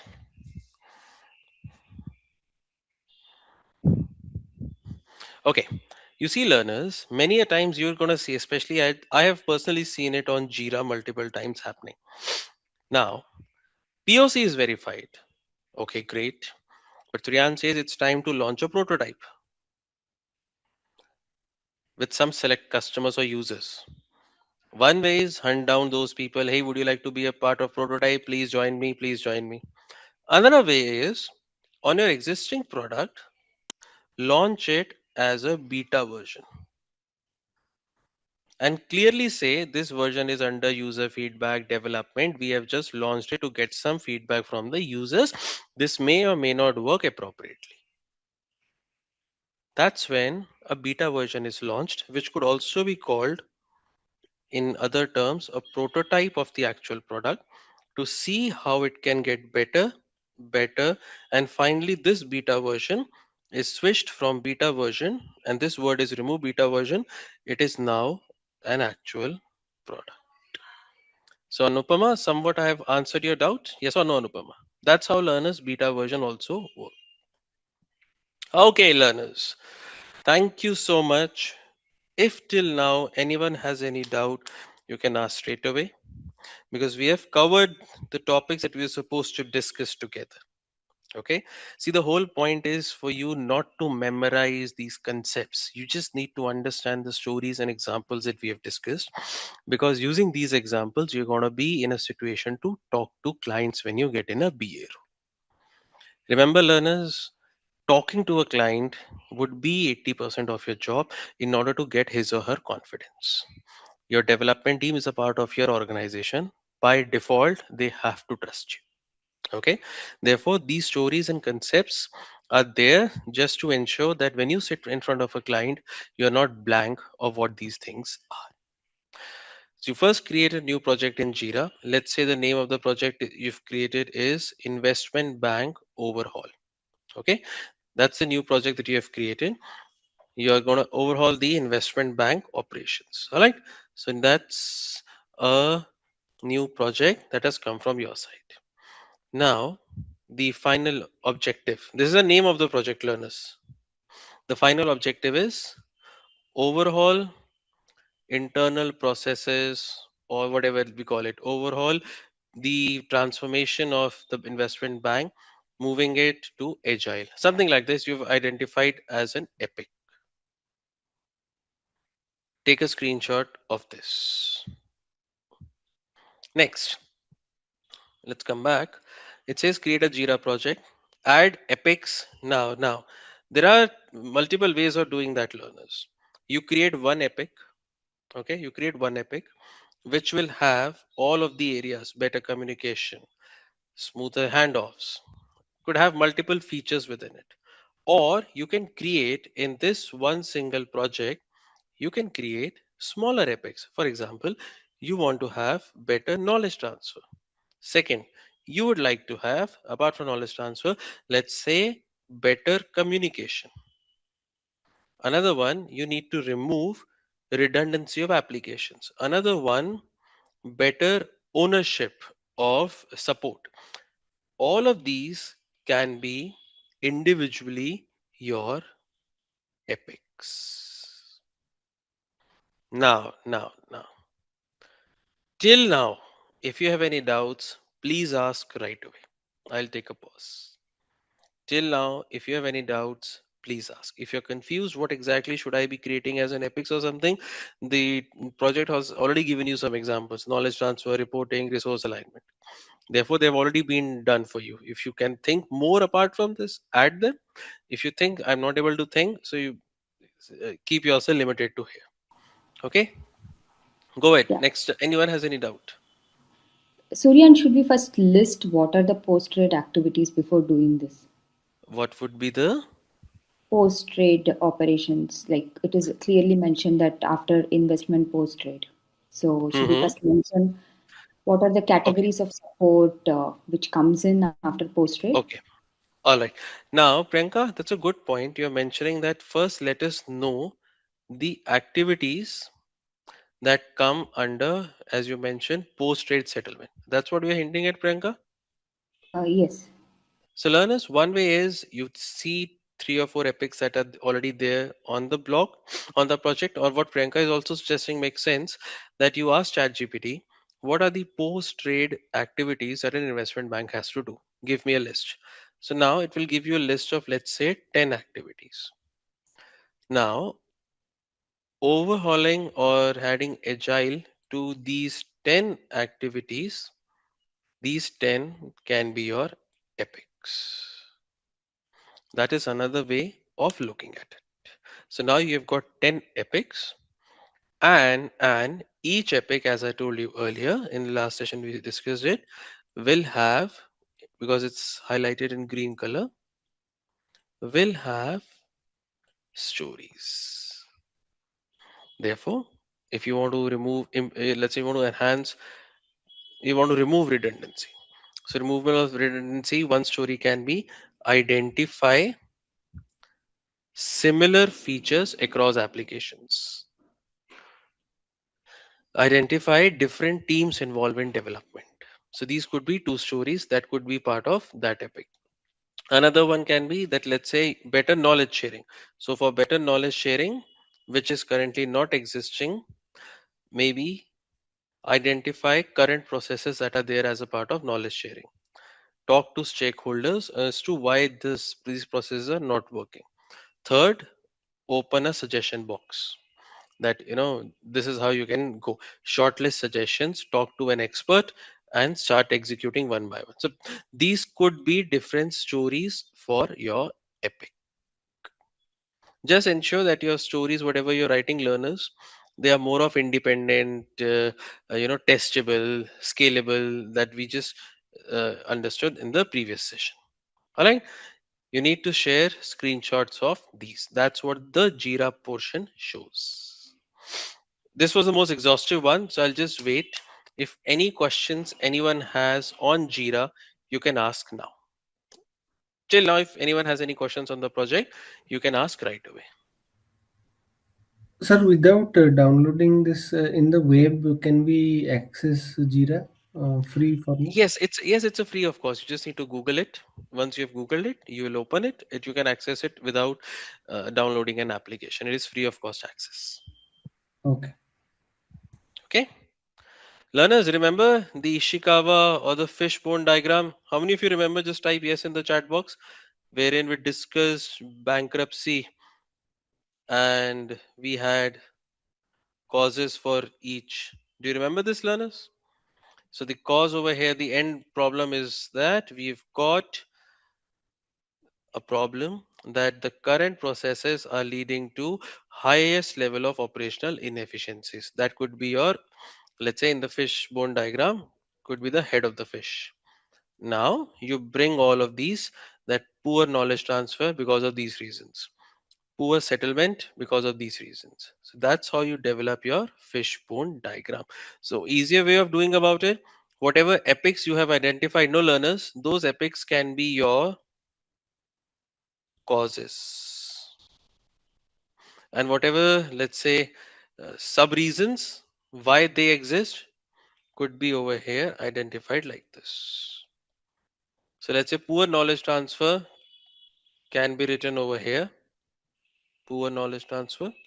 And over here, learners, you can identify, let's say, multiple sources of knowledge transfer, lack of seriousness of knowledge transfer, so on and so forth. So this completes your Ishikawa or the fishbone diagram. And with that, we have come to the end of our course. If you have any doubts or questions, ask them in the comment section below. Thank you for watching and keep learning with Simply Learn.